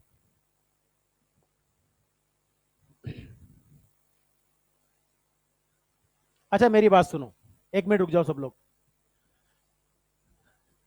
सुन लो जरूर, सब रुक जाओ, 2 मिनट की बात है, बहुत जरूरी है। चाहते नहीं चाहते? पक्का? हेलो, मैंने इलेक्ट्रोमैग्नेटिक, तुम्हारा मैकेनिक्स हो गया? मैं अपने टेलीग्राम चैनल पर बहुत टाइम से, आप देखो, उन्होंने 48 डीपीपीज मैकेनिक्स की मिक्स क्वेश्चन की डाल दी है। जो लोग जुड़े हुए हैं वो कर रहे होंगे, जो नहीं कर रहे हैं तो वो बाद में कर लीजिएगा। अभी तुम्हारे बैच के लिए जब हम इलेक्ट्रोमैग्नेटिक्स पढ़ेंगे तो मैंने इलेक्ट्रोमैग्नेटिज्म की डीपीपीज पहले से बना ली। डीपीपीज मतलब डीपीपीज, ये बात समझनी बहुत जरूरी है। पढ़ना, रात दिन मेहनत करने से मेहनत करने का तरीका बेहतर होना चाहिए, तो प्रोडक्टिविटी बढ़ जाती है। 2006-7 के अंदर इंडिया टुडे की एक एंकर ने, बीके बंसल सर, जो बंसल क्लासेस बहुत टॉप पे थी, तो उनसे पूछा था कि सर ऐसा क्या रीजन है कि आपके पास इतने बच्चे आते हैं और वो इतने सारे बच्चे टॉप रैंक लेके निकल जाते हैं? कि आपके पास बहुत अच्छे टीचर हैं? मतलब टीचर तो इंडिया में इससे भी अच्छे अच्छे मिल जाएंगे। आपके पास कंटेंट बहुत अच्छा है, तो कंटेंट भी मिल जाएगा। कि फिर वो क्या रीजन है? क्या आप डिसिप्लिन के, सारी दुनिया में लोग डिसिप्लिन होकर पढ़ाते हैं, क्या रीजन है? कि एक वर्ड में बोलता हूं, डीपीपी कल्चर। डीपीपी कल्चर क्या होता है सुनिए, आईआईटी वाले बच्चे के और मेडिकल वाले बच्चे की तैयारी में रात दिन का डिफरेंस होता है। तुम्हारे ऊपर जिंदगी में जो रिपीटर्स हैं, जो मार्जिन पे रुके हैं या जिनके कम नंबर आए, वो सभी बच्चे इस बात को जानते हैं कि मेरे ऊपर करंट स्टडी का कभी प्रेशर नहीं होता, मुझे सब समझ में आता है, घर जाके सवाल करते जाते हैं। प्रॉब्लम इज व्हाट कि जो मेरे 6 चैप्टर पहले हो गए वो मुझे याद नहीं है आज, just because of lack of revision. तो मैं सिर्फ एक काम करता, मान लीजिए आपने पहला चैप्टर एनएलएम फ्रिक्शन पढ़ा, उसके बाद रोजाना 1 या 2 सवाल बढ़िया लेवल के, सिंपल कंसेप्चुअल, रोजाना एनएलएम के 2-2 सवाल कर रहे होते आप, आज भूलते क्या? तो वो लोग क्या करते थे कि 10 सवालों की डीपीपी मिलती थी, कभी 15 की मिलती थी, गेट में आपकी एंट्री के वहां डीपीपी मिल जाती। अब आप क्लास में आ गए, यहां पियोन खड़ा होता था, वो आपको शोर नहीं करने देगा, पहले आप प्रीवियस कंटेंट के 10 सवाल डीपीपी के सोल्व कीजिए, टीचर एंटर करेगा, पहले वो 10 सवाल डिस्कस करेगा, उसके बाद करंट टॉपिक पढ़ाएगा। तो रोजाना वो पुराने चैप्टर्स के 1-1 2 सवाल सोल्व करते, रोजाना रोजाना, ना चैप्टर भूलते थे, और जब भूलते नहीं हो, पुरानी चीजें याद होती तो कॉन्फिडेंस बूस्टअप होता है, एक पॉजिटिविटी क्रिएट होती है, मुझे चीजें याद है, मुझसे चीजें बनती हैं। कुछ समझ में आई बात?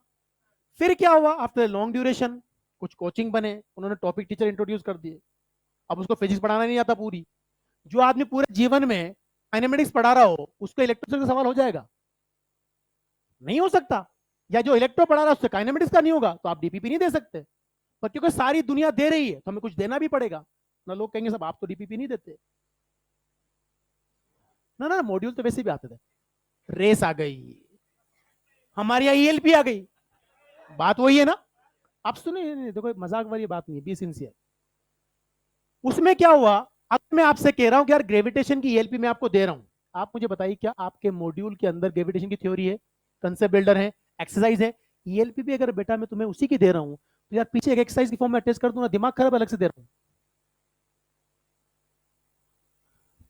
नहीं समझ में आया? जोड़ देना पीछे यार, एक एक्सरसाइज, एक्सरसाइज 5 बन जाएगी। तो ये तो वो डीपीपी छुपाने का तरीका था कि साहब तेरे टीचर को पूरी फिजिक्स नहीं आती, वो पुराने चैप्टर के सवाल सोल्व नहीं करवा सकता, पर कुछ तो दूंगा, तो एक पर्चा बांट देता हूं इसी चैप्टर के नाम का, ताकि तू ये चैप्टर तो करवा ही देगा। आज भी अगर आपने सिस्टमेटिक डीपीपी फॉलो कर ली, सिर्फ इतना डिसिप्लिन कर लेना कि मुझे 10 से 12 सवाल रोजाना सोल्व करने, मैं वीक में 4 अपलोड करूंगा, 4 अपलोड वो करूंगा हर वीक, मिनिमम 1 या 2 25 सवालों का प्रीवियस कंटेंट का टेस्ट पेपर अपलोड करूंगा। आप टेस्ट पेपर भी अगर देंगे और डीपीपी भी सोल्व करेंगे, बिना प्रीवियस कंटेंट की थ्योरी पढ़े करेंगे, चाहे तुमसे 10 में से कितने भी सवाल बने, उसमें सोल्यूशन प्रोवाइड करूंगा, वहां देख के सोल्व कर ले, अपना भी याद आ जाता है कंसेप्ट। नहीं समझ में आई बात? वहां नहीं बन रहा, मैं क्लास में अवेलेबल हूं, मुझसे पूछ ले। अगर आप डीपीपी करोगे टिल दी एंड, मैं गारंटेड बोल रहा हूं, मैं आपको पूरा सब्जेक्ट भूलने नहीं दूंगा। टीचर तो है नहीं कि साहब मुझे ये आता है वो नहीं आता, थोड़ा बहुत आता है, मतलब बता देंगे डाउट, ठीक है? तो आप उस हिसाब से पढ़िएगा। दूसरी जरूरी चीज, जो बच्चे मुझसे पढ़े उनको पता होगा, मेरी क्लास में अगर आपने रेगुलरली रेगुलर रहे, तो मेरे शब्द फिर उसको तेलुगु में सुनाई देते हैं, I will not responsible for that. बहुत कहानी क्लियर है, you must be discipline in the class. 1-2 chapter कोई भी, जैसे ग्रेविटेशन छोटा चैप्टर, इलेक्ट्रो पूरा तमीज से पढ़ लेना, हर दिन अटेंड करके, डेली होमवर्क, पूरे पाप धो दूंगा पुराने।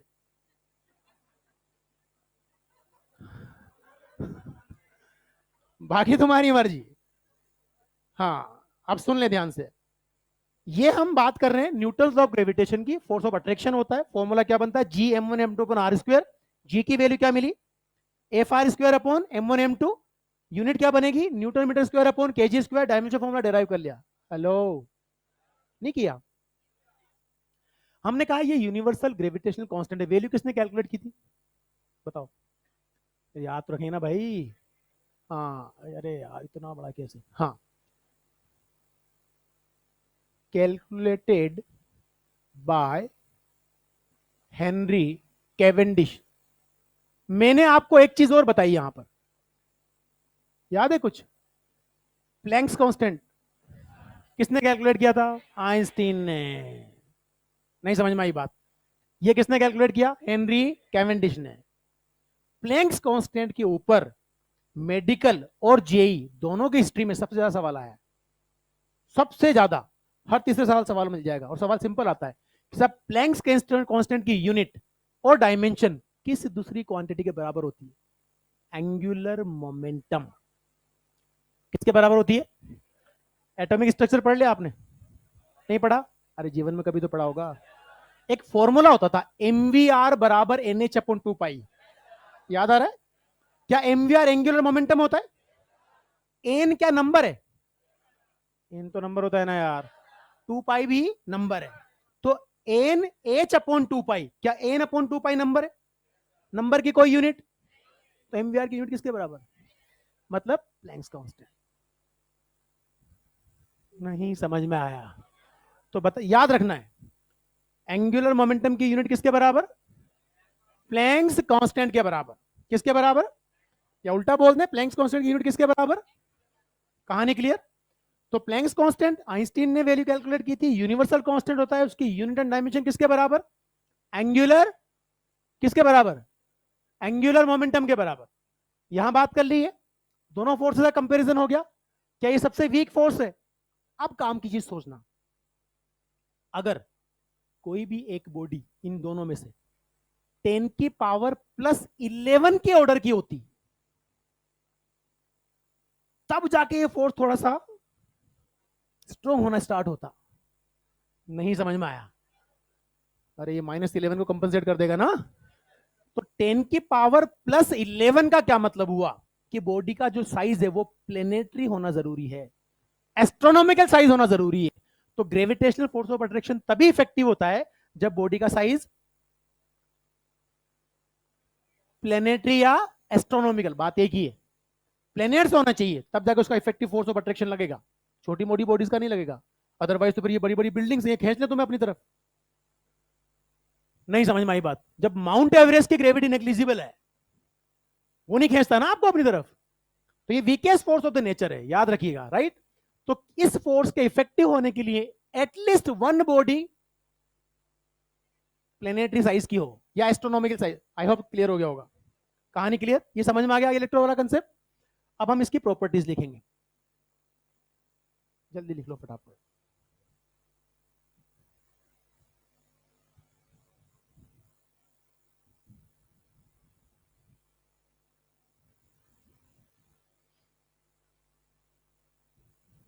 हो गया?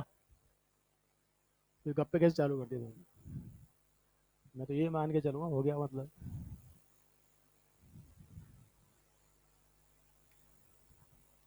Henry Cavendish, Cavendish.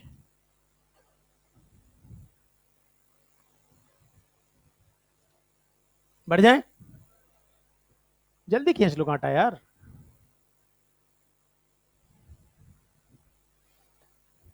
ये सब तो हम 9th क्लास में पढ़ते थे ना। अच्छा 9th तो अपन ने पढ़ी ही नहीं है, सॉरी, मिस्टेक। समस्या की जड़ी वही है, पता है? अभी मेरी एक डॉटर 7th में, एक 9th में है, उनके में जब वो पूछती है साइंस वाइंस के सवाल, मैं देखता हूँ चीजों को, मैंने कहा यार अगर 8 9 10 ढंग से पढ़ लो तो 550 नंबर तो वैसे आ जाए। पर हमें तो पता ही नहीं 9th में था क्या। हाँ 9th क्लास थी।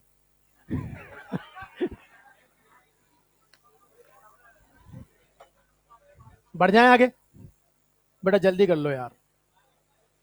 बढ़ जाए ना।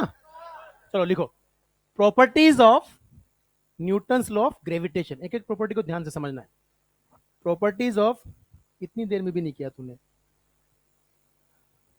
अरे भाई हाँ, गर्ल्स है ना इस बैच में, एक आवश्यक सूचना। भाई मैं बच्चों से वैसे ही बात करता हूँ जैसे मेरी फैमिली के बच्चों से करता हूँ, तो मेरी आदत है मैं तू तड़ाके से बात करता हूँ। कोई ज्यादा इज्जत वाला हो तेरे से आके बात करने से कम मुझसे तमीज से बात करना। नहीं नहीं, भुगत भोगी हूँ मैं, एक बार कंप्लेन हो गई थी। हाँ मतलब एक लड़की ने उसकी मम्मी से आके बोल दिया कि हमारे फिजिक्स वाले साहब बड़े बदतमीज से बोलते हैं, सब तो आप कह के बात करते हैं, वो तू कह के बात करते हैं। तो बिल्डिंग प्रिंसिपल आ गया मेरे पास, वो आया बेचारा कि सर वो एक बात करनी है आपसे। मैंने कहा बोलो। कि सर कल बताऊंगा। मैंने कहा यार नहीं हुई उसकी हिम्मत इस बात को, क्या करे वो मम्मी आ गई वहां उससे शिकायत करने कि आपके फिजिक्स वाले सर थोड़ा तमीज सिखाओ उनको। तो अगले दिन मैं खुद ही पहुंच गया उसके पास। मैंने कहा क्या कहने वाले थे आप? कि नहीं सर वो कोई खास बात नहीं है। मैंने कहा बोलो बोलो। अरे सर वो इस बैच में गुड़िया है, उसकी मदर आई थी कि वो फिजिक्स वाले सर तो बड़े तू तड़ाके से बात कर। मैंने कौन सा बेच, कि ये रूम नंबर 3 में बैठते। मैंने कहा ठीक है। तो मॉर्निंग में 2 गर्ल्स बेच चलते थे। अब मैं उस पर्टिकुलर बेच के अंदर जी हुजूर हुकुम महाराज करके बात करना शुरू कर दिया मैंने। एक दिन हुआ, 2 दिन हुआ, तीसरा दिन हुआ। अब बच्चों को बड़ा ऑकवर्ड लग रहा था, बोले क्या नाटक है ये। तो उन्होंने अपने पड़ोसी बेच के जो लड़कियां थी उनसे चर्चा की कि तुम्हारे सर कैसे बात करते हैं, कैसे है, क्या मतलब, वैसे ही बात करते हैं जैसे करते हैं कि यार हमें तो जी हुजूर बोलते हैं। अब उसी बेच में वो बच्ची भी बैठी हुई जिसने कंप्लेन की थी। वो बेचारी 3-4 दिन बाद खुद ही परेशान हो गई। तो वो मेरे पास आ गई कि सर वो हमारा मतलब ये नहीं था। मैंने कहा किस किस का। बोले बोले सर मेरा। मैंने कहा अच्छा ठीक है, तो क्या मतलब था। मैंने कहा अब तो कोई दिक्कत नहीं, नहीं सर आप प्लीज, वो सबको पता लगेगा तो नहीं, किसी को पता नहीं लगेगा, तो चिंता मत कर, मैं तेरे से इज्जत से बात करूंगा। तो मैं पूछ लेता हूँ, मतलब है ना ऐसे, बाद में आप अरमान करो कि ये क्या बदतमीजी है, मतलब उससे अच्छा है पहले अपन को कोई दिक्कत नहीं, अपन सब तरह से बोल लेंगे, है ना। चलो बढ़ते हैं आगे। चलिए पहला लिखो, number 1, it is the conservative force in nature. लिख दो फटाफट। इट इज, पहली पहली property, it is conservative force in nature. It is conservative force in nature. That's why gravitational potential and potential energy. That's why gravitational potential and potential energy defined. That's why gravitational potential and potential energy defined under the influence of this force. Under the influence of this force. That's why gravitational potential and potential energy defined under the influence of this force. और ये बात दिमाग में रख लीजिए, किसी भी chapter के अंदर अगर पोटेंशियल और पोटेंशियल एनर्जी आ गई तो वो उस चैप्टर का सबसे इंपॉर्टेंट कंटेंट है। तो ये भी इसका रहेगा। कंजर्वेटिव हमने बात कर ली ना, पोटेंशियल एनर्जी सिर्फ कंजर्वेटिव फोर्सेस के लिए डिफाइंड है। तो बिकॉज ऑफ ये कंजर्वेटिव फोर्स है इसलिए पोटेंशियल और पोटेंशियल एनर्जी डिफाइंड है। अब हमें दिमाग में अपना आप रिकॉल करना है कि what is the conservative force. सब ऐसे फोर्सेस जिनका वर्क पाथ पे डिपेंड, किस पे डिपेंड करेगा, इनिशियल एंड फाइनल पोजीशन पे, और क्लोज पाथ में वर्क डन क्या होगा, 0। कहानी क्लियर। दूसरा पॉइंट लिखिए, लिखो, this force follows inverse square law. This force follows inverse square law. This force follows inverse square law. That means F is inversely proportional to R square.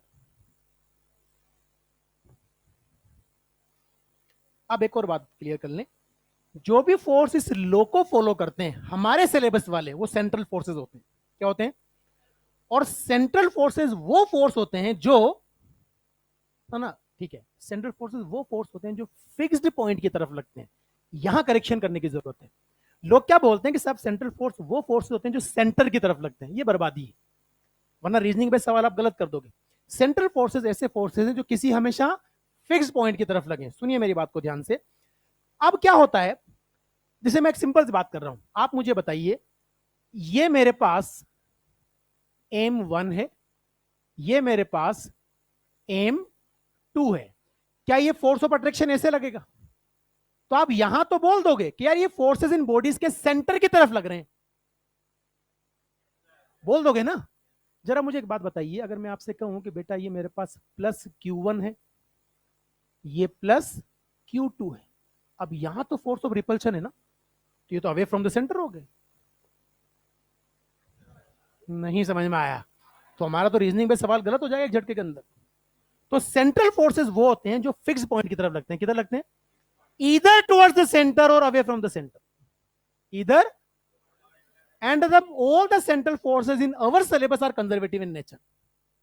जितने भी हमारे syllabus के सेंट्रल फोर्स सब कैसे हैं, तो बहुत मजेदार चीजें होती है सेंट्रल फोर्सेस के साथ। जहां सेंट्रल फोर्स आ गया, अगर मुझे वर्क डन कैलकुलेट करना है तो मैं क्या करूंगा, फोर्स को देख लूंगा और फोर्स के डायरेक्शन का नेट डिस्प्लेसमेंट देख लूंगा, दोनों को मल्टीप्लाई कर दीजिए, आपको वर्क डन मिल जाता है। नहीं समझ में आई बात। अगला पॉइंट लिखिए, this force is central force. This force is central force. This force is central force, and central forces are those forces. Central forces are those forces which act. Central forces are those forces which act towards a fixed point. Towards a fixed point. Towards a fixed point, or towards the center or away from the center. Sorry, or nahi, and लिखो, and towards the center or away from the center. Towards the center and sorry और away from the centre. क्या ये वाला जो force है ये towards the centre है? क्या ये वाला फोर्स जो है वो अवे फ्रॉम द सेंटर है? And both are central forces.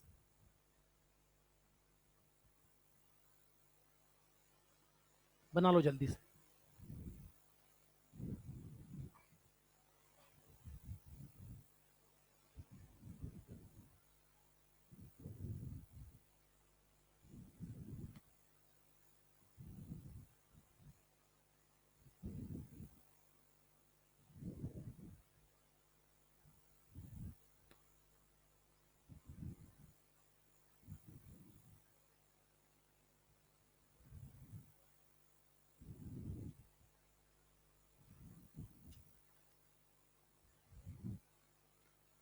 बना लिया? ठीक है, नेक्स्ट प्रॉपर्टी पे चले. अभी हमने एक बात की थी कि टू बॉडी सिस्टम के ऊपर एक्सटर्नल फोर्स क्या होगा? जीरो. इसलिए लीनियर मोमेंटम कंजर्व रहेगा. समझ में आ गई बात? देखिए, for two body system, for two body system, for two body system, net external force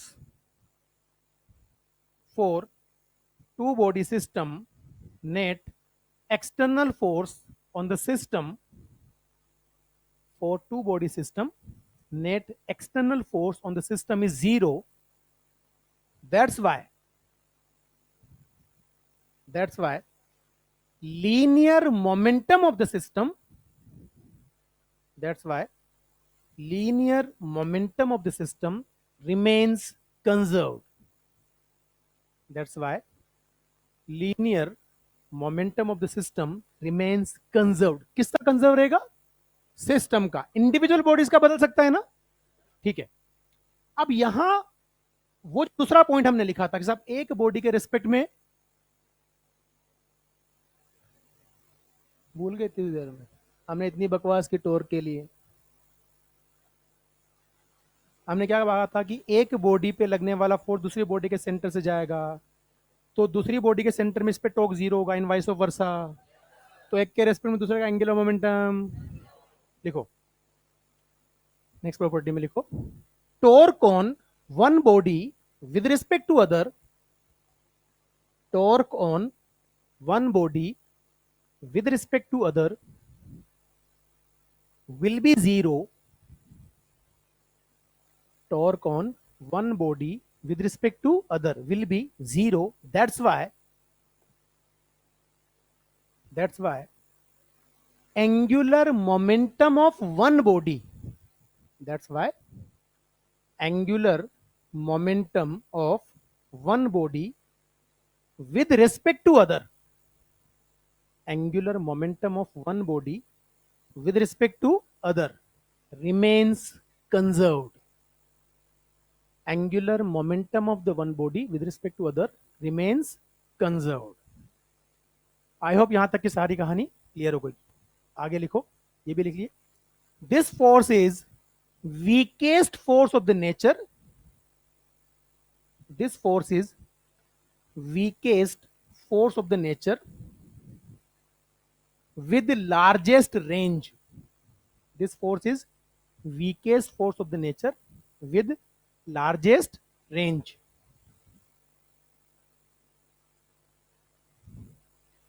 अब एक छोटी सी चीज और देख लीजिएगा, जितने भी अट्रैक्टिव फोर्स होते हैं, जितने भी, उनको जब वेक्टर फॉर्म में लिखा जाता है तो नेगेटिव साइन के साथ लिखा जाता है. कैसे लिखा जाता है? कहीं पे अगर आप नेगेटिव साइन लगा रखा है, इसका मतलब अंडरस्टूड है कि वो फोर्स अट्रैक्टिव है। आपका वर्क पावर रेंज में एक बहुत फेमस सवाल था कि एक पार्टिकल जो है वो -k/r² फोर्स के इन्फ्लुएंस में चक्कर काट रहा है, उसकी टोटल एनर्जी लिखिए, तो वो -k/r² अपने आप में ही अट्रैक्टिव फोर्स नेचर शो करता है। और वो जो सवाल है, ये बहुत मजेदार चीज है। वो जो सवाल है, वो सवाल ग्रेविटेशन का सवाल है, जिसको उन्होंने मॉडिफाइड करके वहां पूछते हैं।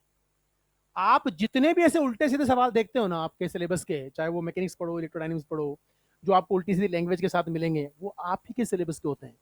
वो बस बहुत तमीज से उसका मेकअप करते हैं और आपके सामने परोस देते हैं। आप आइडेंटिफाई नहीं कर पाते कि तो बहुत सिंपल केस था यार, हम अगर कंपैरिजन कर ले तो वही आंसर लिखा हुआ था। और मैं बताऊंगा कैसे कंपैरिजन करना है। फिलहाल एक सिंपल बात करते हैं कि साहब ये वीकेस्ट फोर्स है, जब मैं वेक्टर फॉर्म में लिखूंगा न्यूटन लॉ ऑफ ग्रेविटेशन को, तो कैसे लिखूंगा? आप मुझे बताइए पोजीशन वेक्टर क्या होता है? कि साहब किसी भी फ्रेम ऑफ रेफरेंस के रेस्पेक्ट में किसी बॉडी या पार्टिकल का पोजीशन बताने वाला वेक्टर, किसी भी फ्रेम ऑफ रेफरेंस के रेस्पेक्ट में किसी बॉडी या पार्टिकल का पोजीशन, जैसे मान लीजिए कैमरा है, मैं फ्रेम ऑफ रेफरेंस हूं और मैं इसका पोजीशन बताना चाहता हूं, तो वेक्टर मुझसे स्टार्ट होगा, इस पे खत्म होगा, like this will be the vector starting from me and terminate at that point.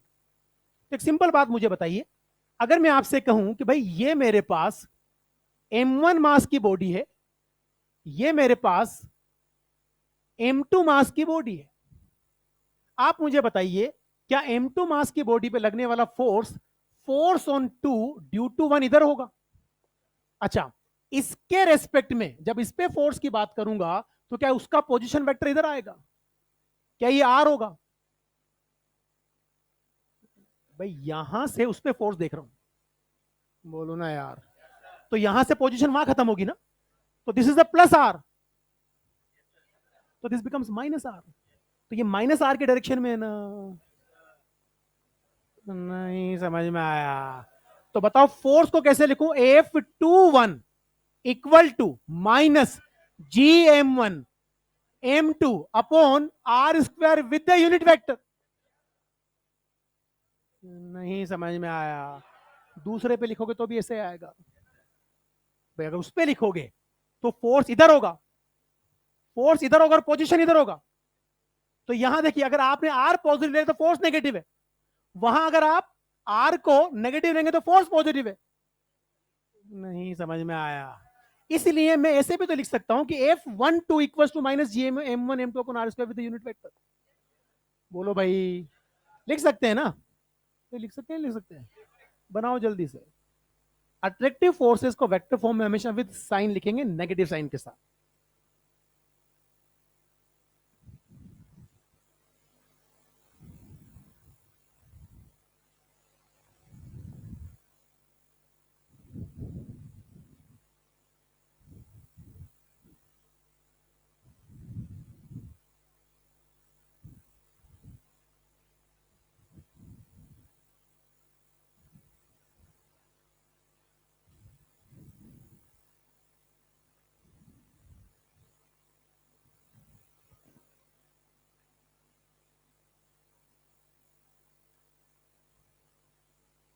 बढ़ जाए। अब मैं थोड़ा सा बात करूंगा सुपर पोजिशन प्रिंसिपल के बारे में। किसके बारे में? देखिए, सुपर पोजिशन प्रिंसिपल फॉलो करता है Newton law of gravitation. In fact जितने भी फोर्सेज होते हैं वेक्टर क्वांटिटीज, वो सुपर पोजिशन प्रिंसिपल फॉलो करते हैं। हमें इसको ना तो लिखना है, ना कॉपी करना है, ना नोट्स बनाना, बस समझना है। सुपर पोजिशन प्रिंसिपल क्या बोलता है कि मान लीजिए यहां पर m1 मास है, क्या है? m1।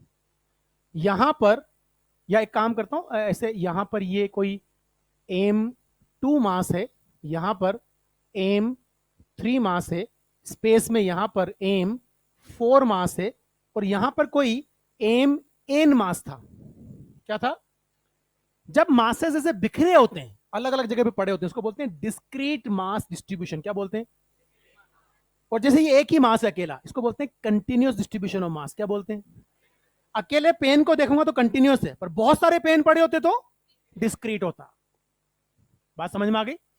जैसे आप सेंटर ऑफ मास में कैलकुलेशन करते हो, calculation of centre of mass of the continuous distribution of mass of the bodies.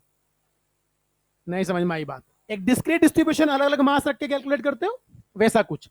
तो ये डिस्क्रीट डिस्ट्रीब्यूशन ऑफ मास है। अब आपसे मैं जानना चाहता हूं कि मान लीजिए मैं आपसे कहता हूं कि बताइए M1 क्या इसको अपनी तरफ अट्रैक्ट करेगा? क्या M2 उधर अट्रैक्ट करेगा? क्या ये इधर अट्रैक्ट करेगा? ये इधर अट्रैक्ट करेगा? यार ये जो फोर्सेज हैं, इसको अगर मैं F1 लिख देता हूं, इसको मैं F2 लिख देता हूं, इसको मैं F3 लिख देता हूं, इसको मैं F4 लिख देता हूं, इस तरीके से अगर मैं बात करना चाहूं, आप मुझे बताइए क्या इस पर लगने वाला फोर्स इन सभी फोर्सेस का वेक्टर सम होगा? And this is the superposition principle. नहीं समझ में आया? वो तो हम वैसे भी करते, मल्टीपल मासेस अगर आ जाएंगे किसी भी एक पे निकालेंगे तो वेक्टर सम ही करेंगे ना भाई, करेंगे नहीं करेंगे? अब एक छोटी सी चीज, ये नहीं लिखना है अपन को, बस समझना है। फिर यही ग्रेविटेशनल फील्ड के अंदर भी आता है, ये इलेक्ट्रो के अंदर भी आता है, वो बार बार आएगा, नथिंग इज डिफरेंट, मतलब डिफिकल्ट, इज वेरी इजी। अब छोटी सी चीज, थोड़ा सा फ्लैशबैक में चलेंगे और वेक्टर की बात करेंगे, क्योंकि हमारे बहुत सारी कैलकुलेशन को हमें रिड्यूस करना है। फास्ट कैलकुलेशन करने के तरीके क्या होंगे, कैसे जल्दी सवालों को सोल्व करोगे, उस पर हम बात करेंगे। अगर मेरे पास दो वेक्टर हैं, मान लीजिए मेरे पास एक फोर्स ये है F और दूसरा फोर्स ये है F, दो फोर्सेस हैं, दोनों के बीच का एंगल थीटा है। तो जब दो सेम मैग्नीट्यूड के फोर्स थीटा एंगल पे हो तो रिजल्टेंट बाइसेक्टर पे आता है, ये कितना हो जाएगा? Theta by 2। आई बात समझ में? और रिजल्टेंट का फॉर्मूला याद है कुछ? 2F कोस थीटा बाई 2 हो जाता है। क्या हो जाता है? इससे हम हमेशा निकालेंगे, और उसमें भी नहीं है, जो 3-4 स्टैंडर्ड केस हैं उसको याद रख लेंगे। पहला केस समझिए, मान लीजिए मैं आपसे कहता हूं कि बेटा ये मेरे पास F है और ये भी F है, मुझे बताइए क्या इनका रिजल्टेंट बाइसेक्टर पे आएगा? अगर ये भी F है और ये भी F है तो ये √2F आएगा। क्यों आएगा? 2F कोस 90/2, इसके उसके बीच का एंगल 90 है ना? कोस 90/2 क्या होगा? कोस 45। कोस 45 क्या होता है? 1/√2, 2F/√2, √2। नहीं समझ में आया? 5 और 5 कितना देंगे? 5√2। 10 और 10 कितना देंगे? कहानी क्लियर?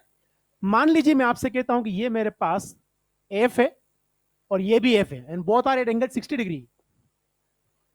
क्या रिजल्टेंट बाइसेक्टर पे आएगा? कितना? √3F। कितना आता है? अगर मेरे पास ये F है और ये भी F है और दोनों के बीच का एंगल 120 है तो F आ जाता है। अगर मान लीजिए मेरे पास 3 हैं, ये मेरे पास F, ये भी F और ये भी F, all 3 are at an angle 120 with each other. मैंने कहा था ना, सोना अगर हो तो समझा करो ना भाई। क्या ये एंगल 45 डिग्री होगा? बताओ कितना? रूट थ्रू, बोलो ना यार। ये F, ये भी क्या? F, ये एंगल कितना? तो ये 30 डिग्री आएगा ना? कितना आएगा? ये F, ये भी F, ये एंगल 120, F रिजल्टेंट कितना आएगा? F एंगल क्या आएगा? जरा मुझे बताइए। F F, एक F इधर भी होता तो इनका वेक्टर सम तो वो था, और ये कैंसिल आउट कर देगा। तो अगर मान लीजिए 3 मेरे पास सेम हो तो क्या मिलेगा? 0। पर समस्या यहां नहीं है।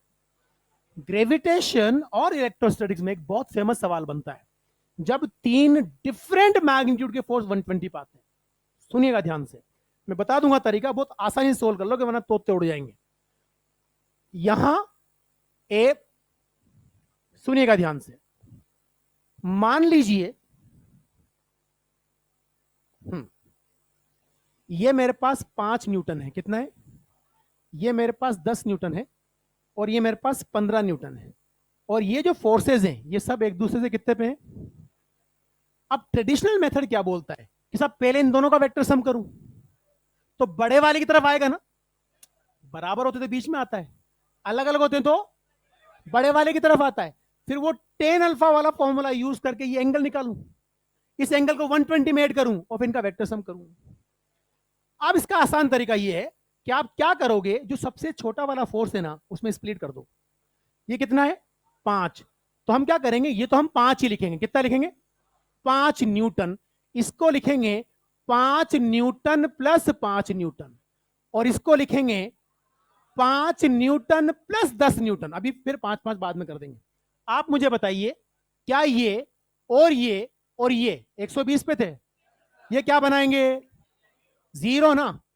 इधर बताओ, 5 न्यूटन, इधर बताओ, 5 + 5 ना, 5 न्यूटन प्लस। जरा मुझे बता दीजिए, क्या ये 5 और ये 5 एक दूसरे से 120 पे हैं? तो क्या इसका और इसका वेक्टर सम बाइसेक्टर पे आएगा? क्या ये 5 न्यूटन आएगा? क्या ये एंगल 60 डिग्री है? 5 और 5, 5√3 न्यूटन। नहीं समझ में आई बात? समझ में आ गई बात? तो आप जब भी ऐसा कोई फोर्स आपको दे, क्या करेंगे हम लोग? सबसे छोटे वाले में स्प्लिट कर देंगे और तमीज से सोल्व कर देंगे। It is the easiest way to solve the question. नहीं समझ में आया? अच्छा, आप ये भी बता सकते हो कि जो रिजल्टेंट है वो किस डायरेक्शन में आ रहा है, सबसे बड़े वाले से 30 डिग्री पे। याद करो, ये सबसे बड़ा था, तो इससे 30 डिग्री पे आएगा रिजल्टेंट उतना। नहीं समझ में आया? पक्का ना? बना लो जल्दी से, काम की चीजें हैं।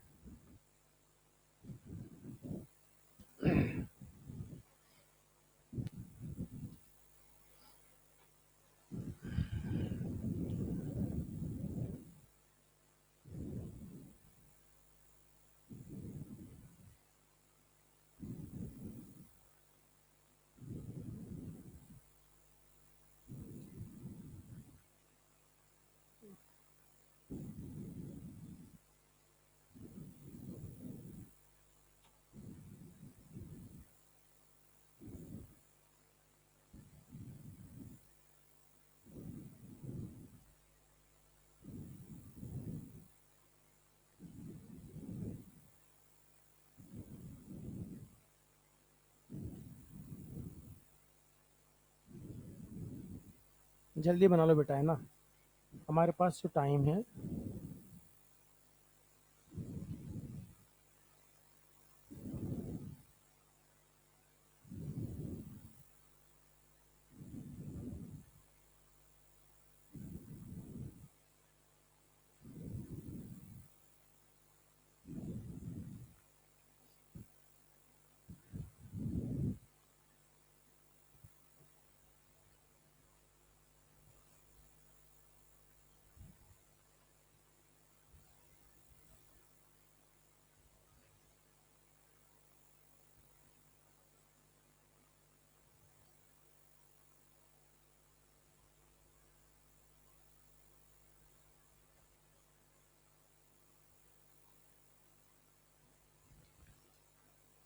दो सेम मैग्नीट्यूड के 120 पे √2 टाइम्स देंगे, 60 डिग्री पर √3 टाइम्स देंगे, 120 पे एग्जैक्टली सेम देंगे। तीन 120 पे सिमिलर तो जीरो कर देंगे, और तीन डिफरेंट 120 पे तो बता दिया तरीका क्या करना है। राइट? बढ़ जाए आगे।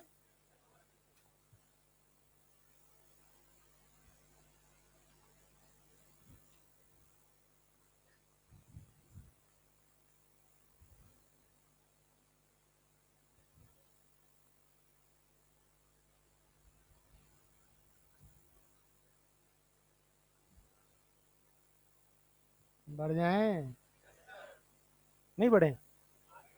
आगे बढ़, इसको छाप लो।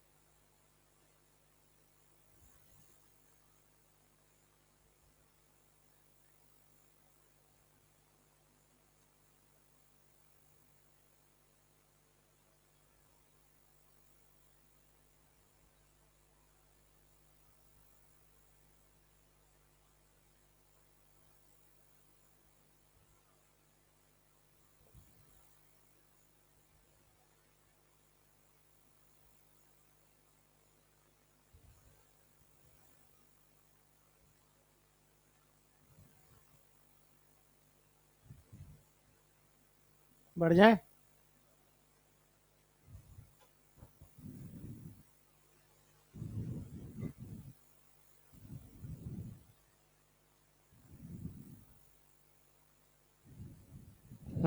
आप सुनिए ध्यान से।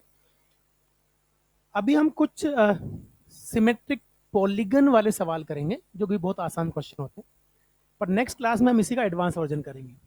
और जो ये सवाल हैं वहां भी मैं कुछ इंटरनल चीजें डिस्कस करूंगा। बहुत रिजल्टेंट फोर्स निकालना इज वेरी इजी टास्क, उसमें अंदर से बहुत अच्छे अच्छे सवाल पूछे जाते हैं जो बहुत आसान होते हैं। आप देखिएगा, मान लीजिए हमारे पास कोई इक्विलेटरल ट्राइंगल है। क्या है? सुनिएगा बात को ध्यान से। इक्विलेटरल ट्राइंगल के कॉर्नर्स पर 3 आइडेंटिकल मास रखे हुए हैं।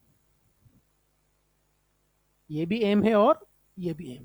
ध्यान से सुनिए लिए, ये आर, ये आर और ये भी आर। मान लीजिए कि ये ए है, ये बी है और ये सी है। मुझे तीनों में से किसी भी एक पर बाकी दो की वजह से रिजल्टेंट निकालना है। हम क्या करते हैं, इस ए पर इन दोनों की वजह से रिजल्टेंट निकालते हैं। जरा मुझे एक बात बताइए, अगर मैं आपसे एक सिंपल बात जानना चाहूं कि यार बी जो है क्या ए को अपनी तरफ अट्रैक्ट करेगा? क्या उतने ही फोर्स से ये भी अट्रैक्ट करेगा? फोर्स का मैग्नीट्यूड सेम क्यों लिया हमने? मासेस सेम है, डिस्टेंस भी सेम है। अब ये एंगल कितना, तो रिजल्टेंट कितना? √3f ना। तो F resultant on A becomes equal to √3 क्या? G M square upon R square. नहीं समझ में आया? कहानी क्लियर? जरा मुझे बताओ, इस पे रिजल्टेंट √3f इधर आया, तो क्या इस पे भी √3f इधर आएगा? क्या इस पे भी √3f इधर आएगा? आप मुझे बताओ, क्या इस पे कोई फोर्स लग रहा है? अरे लग रहा है ना √3। क्या इस पे भी लग रहा है? क्या इस पे भी लग रहा है? बात को सुनिएगा ध्यान से। आप मुझे बताइए, ये √3f, ये √3f और ये √3f, कितना एंगल इनमें? 120। क्या तीनों का मैग्नीट्यूड सेम है? देखो, इसको इधर ले जाओ यूं, उसको इधर, इसको इधर, तो ये 120 पे आ जाएंगे। तीन सेम मैग्नीट्यूड के 120 पे जीरो देते हैं, तो सिस्टम पर एक्सटर्नल फोर्स क्या? नहीं समझ में आया? तो जब आपने इसको छोड़ा, ऐसे रख के छोड़ दिया, तो क्या इस पे रिजल्टेंट फोर्स आया? क्या एक्सेलरेशन आएगा? इस पे भी आएगा, इस पे भी आएगा। तो अगर आप छोड़ दोगे तो ये ट्राइंगल जो है वो श्रिंक होगा। नहीं समझ में आया? तीनों मास सेंट्रोइड की तरफ चलेंगे ना, पर हमेशा इनको ज्वाइन करोगे तो इक्विलेटरल ट्राइंगल ही मेंटेन करेंगे। नहीं समझ में आया? तो आप मुझे बताइए, जब आप छोड़ रहे हो तब तीनों का मोमेंटम क्या था? जीरो। तो सिस्टम का क्या था? But after some time individual के पास तो मोमेंटम होगा, पर सिस्टम का जीरो। नहीं, पक्का ना? ठीक है, अब सुनना दूसरा केस। ये है मेरे पास स्क्वायर। क्या है ये? सुनिए, ये एम मास है हमारे पास, ये मास भी हमारे पास एम है, ये मास भी हमारे पास एम और ये भी एम। चारों आइडेंटिकल मास हैं और स्क्वायर का जो साइड है वो आर है। क्या है वो? कहानी क्लियर? हम क्या करते हैं, मान लेता हूं ये ए है, ये बी है, ये सी है और ये डी है। ए पर बाकी तीन की वजह से रिजल्टेंट फोर्स निकालता हूं, बाकी तीन की वजह से रिजल्टेंट फोर्स निकालता हूं। जरा मुझे बताइए, क्या ए को बी अट्रैक्ट करेगा? क्या उतने ही फोर्स से ये भी अट्रैक्ट करेगा? उतने से क्यों? मास भी सेम, डिस्टेंस भी सेम, पर उसका फोर्स ऑफ अट्रैक्शन कम होगा। मास सेम है लेकिन डिस्टेंस ज्यादा है। नहीं समझ में आया? तो सुनो मुझे, क्या ये और ये अगर एफ एफ है तो रिजल्टेंट √2f आएगा। अब उसका फोर्स बचा तो उसका फोर्स इधर आएगा ना कुछ, कितना आएगा अभी देख लेंगे। आप मुझे बताइए, अगर मैं आपसे कहूं बेटा जी ये एफ है, ये भी एफ है, तो इसकी और इसकी कहानी यहां खत्म करके क्या इसको √2f लिख सकता हूं? और उसकी वजह से जो फोर्स लगा उसको एफ डैश लिख दूं? जरा मुझे बताइए, अगर मैं आपसे जानना चाहूं what will be the value of F, तो आप कहेंगे साहब एफ तो है G M square upon R square. F तो इसी को लिखा था ना। What will be the value of F dash? कि साहब जी एम स्क्वायर अपॉन ये कितना डिस्टेंस, √2r का स्क्वायर करो, 2r स्क्वायर। तो अगर ये एफ है तो ये f/2 है। अरे ये पूरा एफ है ना भाई, कुछ समझ में आया? बताइए ए पे रिजल्टेंट फोर्स कितना है? एफ रिजल्टेंट ऑन ए क्या √2f प्लस f/2 है? क्या एफ कॉमन ले लेता हूं? एफ की वैल्यू कितनी? जी एम स्क्वायर अपॉन, अंदर क्या बचेगा? √2 प्लस 1/2। क्या 2 एलसीएम ले लूं? तो इसको 2 से मल्टीप्लाई डिवाइड करना पड़ेगा। शाबाश, जल्दी बता दो। G M square upon R square 2√2 plus 1/2। और जो कुछ भी इसके लिए डिस्कस किया वो यहां भी वैलिड है। जितना फोर्स इस पे इधर, उतना इधर, उतना इधर, उतना इधर, सब एक दूसरे को कैंसिल करके सिस्टम पे नेट क्या कर देंगे? जीरो। नहीं समझ में आया? एक बात और समझिए, अगर मैं आपसे कहूं कि ये मेरे पास एक रेगुलर हेक्सागन है, क्या है? क्या आपको हेक्सागन की प्रॉपर्टीज आती? अगर इस हेक्सागन के कॉर्नर्स पर हमने मासेज रखे हुए एम, यहां भी रखा हुआ है एम, यहां भी रखा हुआ है एम, ये भी एम ही है, ये भी एम है, और ये भी एम है। अब बात को सुनिएगा ध्यान से, साइड सारी आर है, साइड सारी क्या है? अब एक बात मुझे आप बता दीजिए कि अगर आपसे ये जानना चाहे कोई कि यार अगर साइड आर है तो ये कितना होता है? 2r। ये भी कितना होता है? 2r। ये भी क्या होता है? तो ये सारे ट्राइंगल इक्विलेटरल है। नहीं नहीं नहीं, पक्का ना? गड़बड़? आप पूछ लेना, नहीं समझ में आया 2 मिनट लगेंगे प्रूव करने में, कोई मुश्किल नहीं है। सुनो ध्यान से, सेंटर पे रख दिया मैंने एक एम। क्या रख दिया? एम। अब बात को समझिए ध्यान से, बात को ध्यान समझना। अच्छा एक चीज और याद रखिए, ये कितना है? आर। ये कितना है? ये √3r होता है। काइनेमेटिक्स में एनसीईआरटी का सवाल है कि जब एक पार्टिकल घूम के यहां चला गया डिस्प्लेसमेंट कितना होगा? तो जब यहां से यहां गया तो डिस्प्लेसमेंट कितना? आर। जब यहां से यहां गया तो √3r, और जब यहां से यहां गया तो 2r। तो कैसे याद रखना? ये भी एक मजेदार चीज है, याद रखने के तरीके। सुनो, √3r रेगुलर हेक्सागन की एक साइड को छोड़ के जो साइड होती है उसके बीच का डिस्टेंस है, और √3r ही किसी क्यूब का बॉडी डायगोनल भी होता है। नहीं समझ में आया? क्यूब का बॉडी डायगोनल क्या होता है? एक बात बताइए, देखो पता है बहुत सिंपल चीजें हैं, ह्यूमन साइकोलॉजी थोड़ा समझोगे ना तो चीजें याद रखना बड़ा आसान होता है। आप मुझे बताइए, मैं आपको एक एग्जांपल बताता हूं, बहुत फेमस एग्जांपल है। एवोगैड्रो नंबर की वैल्यू क्या होती है? 6 पॉइंट इंटू 10 की पावर, बहुत बढ़िया। और बोल्ट्जमैन कांस्टेंट की?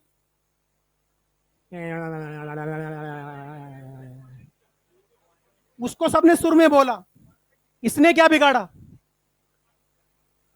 तुम्हें बात समझो, मजे लेने वाली बात नहीं, समझने वाली बात। जितना एवोगैड्रो काम आता है उतना ही बोल्ट्जमैन कांस्टेंट काम आता है, पर ये जबरदस्ती याद रहता है। वो होता है 1.38 इंटू 10 की पावर -23। ये क्यों याद रहता है? This number is responsible to memorise it. यही फैक्ट है। मेरा बोल्ट्जमैन कांस्टेंट कभी भी 1.38 था ही नहीं, मेरा बोल्ट्जमैन कांस्टेंट हमेशा था 1.23 इंटू 10 की पावर -23।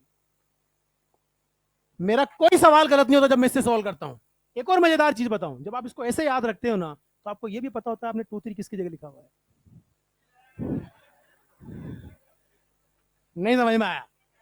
एक और बात बताओ, कोई आपसे पूछ रहे धरती का मास कितना है, जिस धरती पे रहे तो उसका मास तो पता होना चाहिए। उड़ गए ना तोते। अर्थ का मास होता है 5.96 इंटू 10 की पावर 24 kg। मेरी धरती का मास है 6 इंटू 10 की पावर 24 kg। अब मैं कैसे याद रखता हूं? एवोगैड्रो में एक नंबर बढ़ा दे। नहीं समझ में आया? धरती का मास याद है मेरे को। अच्छा ये ऐसा नहीं कि सब आप बेसिकली आप ये सब करते हो।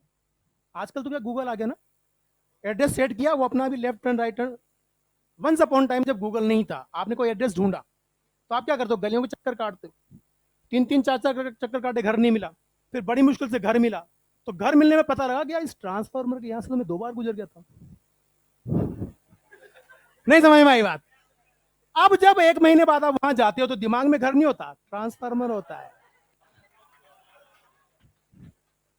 नहीं समझ में आई बात? So this is the human psychology. आप इसको यूटिलाइज करो चीजों को मेमोराइज करने में, आपको याद रहेंगी।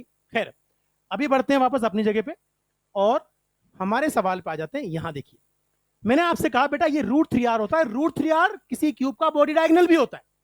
आप मुझे बताइए, अगर ये तीनों मास आइडेंटिकल होते, इसके सेंटर पे कोई मास रख दूं तो नेट फोर्स क्या होता? इसके सेंटर पे, इस पे भी क्या होगा? काम की चीज है ना।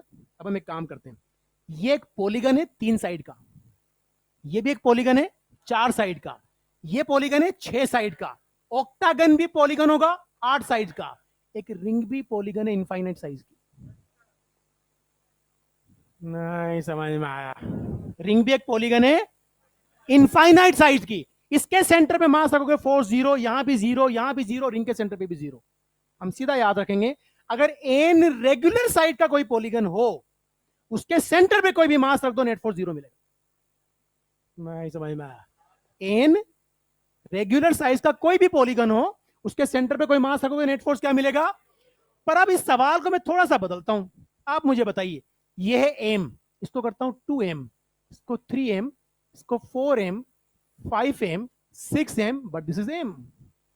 अब सुनिए ध्यान से, कैसे सोल्व करेंगे। बहुत आसान तरीका, सुनो। ऐसे कोई भी केस दे दे, जब आप सुपर पोजिशन से सोल्व कर रहे हो, सबसे पहले सबसे छोटा वाला देखना है। क्या देखना है? अगर एम मास एम पर, सुनिएगा ध्यान से, अगर एम मास एम पर r डिस्टेंस पर रखने पर f फोर्स लगाता है, तो 2m मास कितना फोर्स लगाएगा? 2f। 3m मास, तो सबसे छोटे को हम यूनिट कंसिडर कर लेंगे f। सुनो मेरी बात को, ये इसको कितने से अट्रैक्ट करेगा, वो कितने से करेगा, तो नेट क्या बना? पक्का ना? तो नेट बना देता हूं मैं 3f ऊपर। बोलो ना भाई, नेट क्या बना दिया? 3f इधर। क्या ये 3f है? क्या इन दोनों की कहानी खत्म? बोलो ना यार। ये कितने से अट्रैक्ट करेगा? वो, ये क्या? 3 और 6, ये क्या? धन्यवाद, आपको ये बात समझ में आ गई कि भाई देखो, अगर ये 3f है, ये भी 3f है, और ये भी 3f है, क्या ये 3f और ये 3f 120 पे है? तो रिजल्टेंट 6f टूवर्ड्स 5m, और f बराबर क्या लिया था? gm²/r²। नहीं नहीं नहीं नहीं नहीं, पक्का ना? आप मुझे बताओ, क्या f रिजल्टेंट जो होगा 6gm²/r² टूवर्ड्स 5m होगा? नहीं समझ आया? पक्का ना? गड़बड़ नहीं करना। इसका एग्जैक्टली सिमिलर केस जो हमने कहा था डिफरेंट वाला, वो एक और लास्ट केस कर लेते हैं ताकि वो कंटिन्यूटी ब्रेक नहीं होगी। सुनो ध्यान से, अगर मैं आपसे कहूं कि मेरे पास ये है एक रेगुलर हेक्सागन, सुनिएगा ध्यान से, इसमें हम क्या करते हैं कि इसके जो कॉर्नर्स हैं, ये जब इनको ज्वाइन करता हूं सब 2r बनते हैं, और सारे ट्राइंगल क्या होते हैं अंदर वाले? Equilateral triangle. सुनिए ध्यान से, हम यहां सेंटर पे रखेंगे एम। क्या रखेंगे? एम। उसके बाद हमने यहां रखा एम, लेकिन यहां रखा 4m। हेलो, यहां मैंने रखा 15m। कितना रखा? और यहां रखा मैंने 6m। कितना रखा? 6m। हेलो, यहां रखा मैंने 7m, और यहां रखा मैंने m, और ये सेंटर वाला m। अब मेरी बात को सुनिएगा ध्यान से, हम सबसे पहले सबसे छोटा वाला लेंगे। बताइए, ये कितने फोर्स से अट्रैक्ट करेगा? m नहीं, f। इतना इमोशनल होने की क्या जरूरत है? एफ से अट्रैक्ट करेगा। वो कितने से? तो नेट क्या बनेगा? पक्का? ये कितने से?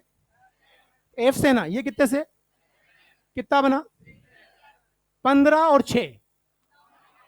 आप मुझे बताइए, क्या क्या ये जो मेरे पास है ये 3f है? क्या ये मेरे पास 9f है? क्या ये मेरे पास 6f है? क्या ये सारे एंगल 120 है?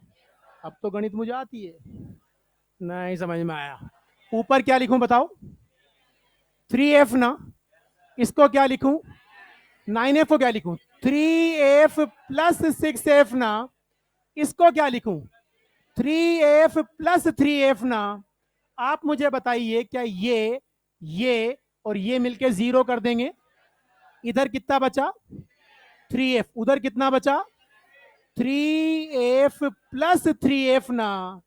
आप मुझे बता दीजिए, क्या यहां से 3f और यहां से 3f ये दोनों मिलके बाइसेक्टर पर 3F देंगे, क्या ये एंगल 60 डिग्री आएगा? अब इधर कितना बचा? तो ये बचा 3F, और इधर भी कितना आया? 3F। रिजल्टेंट क्या होगा? 3√3 GM² बाई R²। नहीं समझ में आया? क्लियर कहानी? बोलो भाई। तो आप इसको छाप लें, वन, फिर कोई एक जना उसको आगे बढ़ा देना। आज की क्लास में कोई डाउट? बोलो ना गरीबों। गरीबों मतलब बुरा मत माना, इसे कंसेप्चुअल गरीबी। ठीक है। तो अरे देखो फोटो चालू हो गया। बेटा तू यहाँ नहीं कॉपी कर सकता, घर भी नहीं करेगा, चिंता मत कर। तो आज का भी फिलहाल कोई होमवर्क नहीं है।